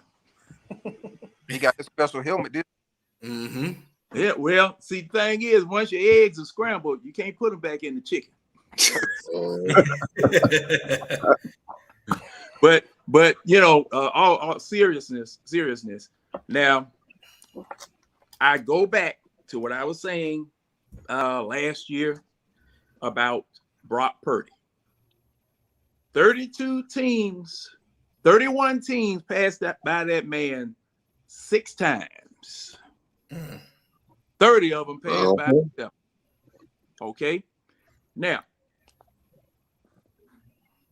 he goes to San Francisco. He gets the opportunity of a lifetime. But due to great coaching, great tutoring, and good talent, because you can best believe Kyle Shanahan kept that man out of harm's way. He kept him out of harm's way. We don't have Shanahan. Nope. See, look at where he is. Look at where he is. Made him get rid of the man that they had picked number 3 overall in the draft. Made him get rid of him. You my quarterback. So my point with this is that the people that you trust in that, because see now, Arthur Smith, you and Fontenot, y'all picked this man. Y'all made a decision, go to 3rd round, pick this man. And you know, I remember last time I said what I'm about to say, tied in them, they ate me up. Y'all pumped him up. Y'all pumped him up like he was all world and all this, and he came from Cincinnati and he almost beat Georgia and he almost did this. But you didn't coach him, you didn't train him, you didn't prepare him. And if the man had a gunslinger mentality when he came out of college, he don't have it now. He doesn't have it now. The man is double clutching. I saw that man making biscuits just like Matt Ryan. I seen that today too. I seen it 3 times today. He passed the ball because he don't know where to go with it. Ball's supposed to be gone, but he's sitting up here. And then and I'm waiting. I think we'll have it by Tuesday. The time to throw chart for this week. It's going to be an average time to throw chart that's going to come out in Pro Football Reference this week. I'm just interested to see how much time on average that they say he has. And the last chart I posted, he had 2.4 seconds, which Tua threw for 466 yards with 2.4 seconds. Okay. He threw for 100 and something yards with that same amount of time. I'm just, and that takes into account the time from the snap to the time that pressure comes or he gets rid of the ball. Okay, that's how much time he had. And thing is, just like I said, this man is sitting up here staring at folk. He's staring at folk. So that tells me that you have been given a person to throw to, and you standing back there waiting on that person to get open before you even throw the ball with no anticipation, no clue as to whether the man is going to get open or whatever. Then you waiting until the man gets open to try to throw the ball. And and I'm looking at offensive linemen too, batting down your passes. Right. They batted down your passes. So the thing is now the man has to have a bead on what you're doing in order to get up there and slap it down at the right time. So, hey man, I'm just saying, I'm forced to. I don't like this, but I'm forced to wait and see if he can develop into something. Because see, we can't. This is not baseball. You can't keep putting new pitchers in. Because you go and get this man from another team, he's got to get used to the talent that he has on the field. All right. Right. You bring in Heineke. Heineke's got to develop some time with the people you got on the field. So see, you keep regurgitating people like that and keep bringing new people in, you're never going to have any type of continuity. You're never going to have any type of continuity. You're never going to have any familiarity. It's just, it's just a thing where, well, okay, we'll stick him in there. We'll see what he can do, but you never can rest because, I'm waiting on somebody that can come in here and that I can halfway relax with. Oh, okay, that's my quarterback right there. Okay, all right, okay. And contrary to popular belief, I had relaxed a little bit with Matt Ryan. I had relaxed a little, you know. Yeah, right, John. And honestly, Matt Ryan's MVP year, we did because we knew that. Because before Ryan had his success, we knew that him and Kyle Shanahan was having issues, like we gonna have to go to dinner and talk some stuff out or something because we not seeing eye to eye. And Shanahan had to kind of pull the reins a little bit and be like, look, if you want to be great and you want to do great things, this is what you need to do, and you need to listen to me. They had to have a come to Jesus moment, and that's when Matt Ryan took off. Unfortunately, we don't have that anymore. I don't think Arthur Smith has that cachet of offensive genius to be like, you need to listen. I mean, Ridder's going to listen to him because, you know, Arthur Smith is the head coach, but he doesn't have that, look, you need to do this because of this, and this is why, you know what I mean? So, but yeah, we definitely missing that coaching. Matt Ryan can do that because he has some weight in the league. We've seen him be productive. We've seen him make a goal. We've seen him do things. Ridder doesn't have that type of weight. The only thing he can do right now is listen and say yes, sir. He hasn't to warrant any type of standing to give a rebuttal. And a lot of this stuff is just, to me, even when I heard John mention, you know, him playing against Georgia, like a lot of things are just so overstated. Like that wasn't even a playoff game. Georgia sat all their seniors and talent sat for the draft. Right. Like, and even at that, what I saw I remember watching that game, and I remember the commentators kept talking about his intangibles. He's such a leader. They didn't talk about his talent. They were talking about, oh, he has all these intangibles. I was like, what? Watch my team draft him. And that's exactly what happened. I was so annoyed. I swear to God, I said, watch the Falcons draft him. And he doesn't have intangibles. And I'm saying that only because if he's a leader, why did the team not vote him captain? All the other said the same thing. All the other second-year quarterbacks, they're captains of their team, not Desmond. So there's something going on there. And it just doesn't make sense. And John, you made a point that I want to go back to. Kyle Shanahan recognized his mistake. Okay. He recognized that we need to let Purdy be our guy. And I'm not here to say that Purdy is great. Maybe he's perfect for that system, but they're winning with Purdy. So he had to eat humble pie and say, even though I gave up all these picks to get Trey Lance, we're going to get him out of here because he wants to win. He want to win. And I think that's what we're afraid. Not when I say we, I don't mean us. I think Arthur Smith is very stubborn and proud. And I think that I don't think that he has the wherewithal like Shanahan to say, okay, I made a mistake with Desmond Ridder. You know, we need to get some other things going, especially if his job is on the line, because it just doesn't make sense. And the thing with Desmond Ridder is the people who are still holding out hope, and I may put myself into that category. I'd like to see him win because it's only been 3 games, but 3 games this year. It's been 7 games total. Every game that I've watched, he's thrown multiple interceptions.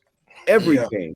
So it's not like, you know, he's just not catching it. He's slow. He's looking really bad when he goes out there, to the point that we overstate when he makes a few completions. It's like, there it is. He ran the ball in. He's got heart. And it's like, well, let's really look at this and see how he is. I want him to win. I want him to be great for us. I just don't see it. I don't. I think the thing is, when we think about Desmond Ridder, and we're so happy that he's doing the small things right, we let that kind of overshadow into the future. It's kind of like when you have a child who is being bad and the habits that he's creating is really bad, and it's going to be bad in the future if you don't fix it. But if he does something real small, okay, good job. Yeah, that's what we want right there. But you can still see the habits of what he's doing wrong and it's going to hurt him in the future if you don't correct the behavior. So I think Arthur Smith and Terry going to have to, I think Terry going to have to be like, okay, we tried drafting your way. Now it's my turn. Because at this point, we've got to, especially we have like a 79 season, it's my turn to draft. Because I tried to go get a quarterback and you want to go get a tight end, apparently. I'm gonna just put the quote unquote out there because I don't know the true. I don't know how authentic that is, but we've done things your way.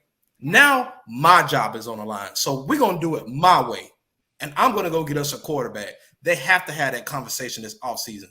It's gonna have to be had because going to where we're at now, to where we're projected to be, 79, that's not gonna cut it. And Terry's job is gonna be on the line. And I believe if it comes down to it, Arthur Smith will be fired before Terry Fontenot, because I don't think that Arthur Blank hired them as a package deal. That's just my personal opinion. Yeah, I agree. Yeah, I agree. I think that Arthur Smith needs to go. I don't like his play calling. I don't like his style. I don't like his 1960 football acumen where we're just going to run it down your throat when you have, linemen that are running, 4-3s. Now, of course, I'm exaggerating, but they're not the linemen from, years past. These guys can move. They're agile. You're not just going to, run over them or run around them. So anyway, I'm sorry. Well, now, this is to the point where I don't have a solid, all-encompassing answer, and I hate that. Yeah, because I usually have an answer and that's it, and I can stick to it. But I see so many flashes of good and I see flashes of bad in equal measure about this football team, about Arthur Smith. Oh Lord, that same officiating crew we had last week is out there at the Pittsburgh Las Vegas game and screwing it up too. At any rate, I just don't have, anything definitive here because, see, as I told you guys, this is still a rebuilding year. Everybody has put this 12 and whatever and 14 and this and all that type of stuff on this team, but you still don't know what you have here as a team. And this is just game 3. Now it's trending real bad and it's looking real bad. And like I said earlier tonight, unfortunately, we're gonna have to ride this out. I'm sorry, we're gonna have to ride this out, and be real mad at the end of the year, be lukewarm at the end of the year, or be real happy at the end of the year. And these, this is just the hand we've drawn right now. But side note, as far as the hires were concerned, Miami's head coach, I was just talking about the 70 points. He was one of Kyle Shanahan's assistants. Yep. Now, look like he got a job. Matt LaFleur got a job. And we let him walk from that tree. They both got head coaching jobs coming from that tree. And Miami, now, it's premature to do so, but I was hearing on the radio, they talking about Miami should be included in the Super Bowl conversation. Come on, man. It's just the 3rd game, bro. Come on now. They looked impressive, but come on, man. Come on now. But, hey, just a week ago, what were we talking about? What were we talking about? And I was saying, hold your horses. Hold up. Don't watch that car yet, bro. Hold up. Because it's early. It's still early. And, oh, man, this London trip now concerns me a lot more than it did 48 hours ago. Yeah. And speaking of London, we have opened up, y'all, as a 3-point underdog against Jacksonville. To a team that just got blown out. Yep.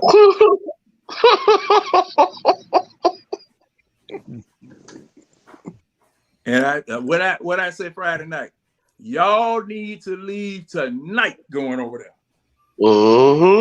Because see, they flying back here. I found out they flying back here, then they gonna fly. Man, why? For what? Why? Y'all need to be out there right now. Bad as y'all played today. Y'all. Because I'm gonna tell you something. If y'all think Calvin Ridley ain't bitter, right? if y'all think that he not upset and he got something to prove, and Foye Luakon don't got something to prove, this is gonna be personal for them. Absolutely. And they're coming off a loss, and they have the better quarterback. Yep. Well, Luakon was still wishing Matt Ryan was playing here because it was Matt Ryan's contract that got him cut. Hey, he couldn't afford to pay. I give you that. I give you that, Pops. I see. Shoot, Matt Ryan ain't playing. Damn. To finish off, I want to finish off John's point, though. I got some more to add to that. To John's point, though, and like he said, with the quarterback play, I don't think nobody on this roster, just like the Desmond's been hyping it up. Oh, we going 12 and this and 13 and this. I don't think we got no quarterback in here to do that. We still rebuilding. Yep. It's still question marks everywhere. I think McGarry got to get traded. But we need a center. But that ain't what Arthur Blank said. Yeah. We need to get rid of him then. He need to sell it. I keep telling you, it's just bad management on the whole pyramid. We can't make the owner sell the team unless he does something outrageous. I'm gonna tell y'all now. I feel your money, but I'm just saying, out of bad nature, stop being despiteful and just holding on to a bad franchise. Give it to somebody else that wants to win. But I'm gonna go ahead and tell you right now, that's not gonna happen. Yeah, I know it ain't gonna happen, Titus, but I'm just saying in a whole open world, man, we the fan base. Come on now. We come first. We like the customers at the restaurant. You got to see what's going on. They telling you what's going on. Y'all keep ignoring the process. That's all I'm saying. I think Arthur Blank has demonstrated that he wants to win. He just doesn't have the right people around him telling him how to do it. I mean, all the money he spent going all the way back to Vic, Matt Ryan's contract, Julio, he was making mistakes how the money was being spent, but he's all in. You know, he just needs better. He needs better people around him. Better football people. Where them people at? We need them. We need that. We need that quarterback coach. Where John keep talking about too, to develop the quarterback coach. We show for the draft one within the next 1 or 2 years. Yeah, we need that. We got to have that. Hey, Rich McKay. We need O-line protection too. We got the pass block. We just known as a running team. That's it. We are one dimensional team. You stack the box. You can beat us. You stack the box. That's it. That's all we got. That's all we got, Almighty. And I think we are making our receivers upset. I mean, because I can't think of a more sensitive position on the field than the receiver. They always want the ball. You know, they're ready. They're some divas. Yeah, they're the divas. And I mean, you know, they're trying to, toe the company line now by saying, oh, we just care about wins. And we're not winning. We're 2-1, so we have a winning record. Let me be clear about that. But anybody who's watching the Falcons can see, okay, we won, but this is a problem. Because we got to fix this. We're not going to be able to beat, hell, we probably would have lost to Carolina, honestly, if it wasn't for Jesse Bates. But we would have. If Bates wouldn't have got those what he got, we would have lost. Yeah. The QB numbers are telling you we would have lost. Bates got us to take away today, and we couldn't do anything with it. And then Pitts in London, their body language is telling it all. Like, because they're like, even if we do, like Tidy is saying, even if we do want to get the ball, I gotta climb up here, I gotta jump up here. It's never right here. It's never just right in my face. Right. I would say, panel, how many people did he hurt today throwing that ball? It's about 4 folks hurt throwing that ball. B. John, Hollis.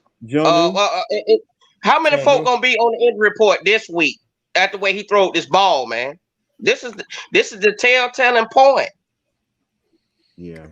I'll just say this, y'all. Keep in mind that we started a rebuild by drafting a pass catching tight end at 4. Wide receiver at 8. And a running back at 8. Right. And with that said, y'all, I'm gonna go ahead and wrap this up. I want to thank everybody for coming in, man. I want to thank the chat. I want to thank everybody on the panel for coming in. I think Uncle Steve is live right now, so if y'all want to go check out Uncle Steve, I'm gonna do the same. Y'all know how we do. We'll reconvene later on this week. Hopefully we can win the Jacksonville game, man. It's gonna be a tough one because they're gonna be pumped up and they're gonna be looking for revenge.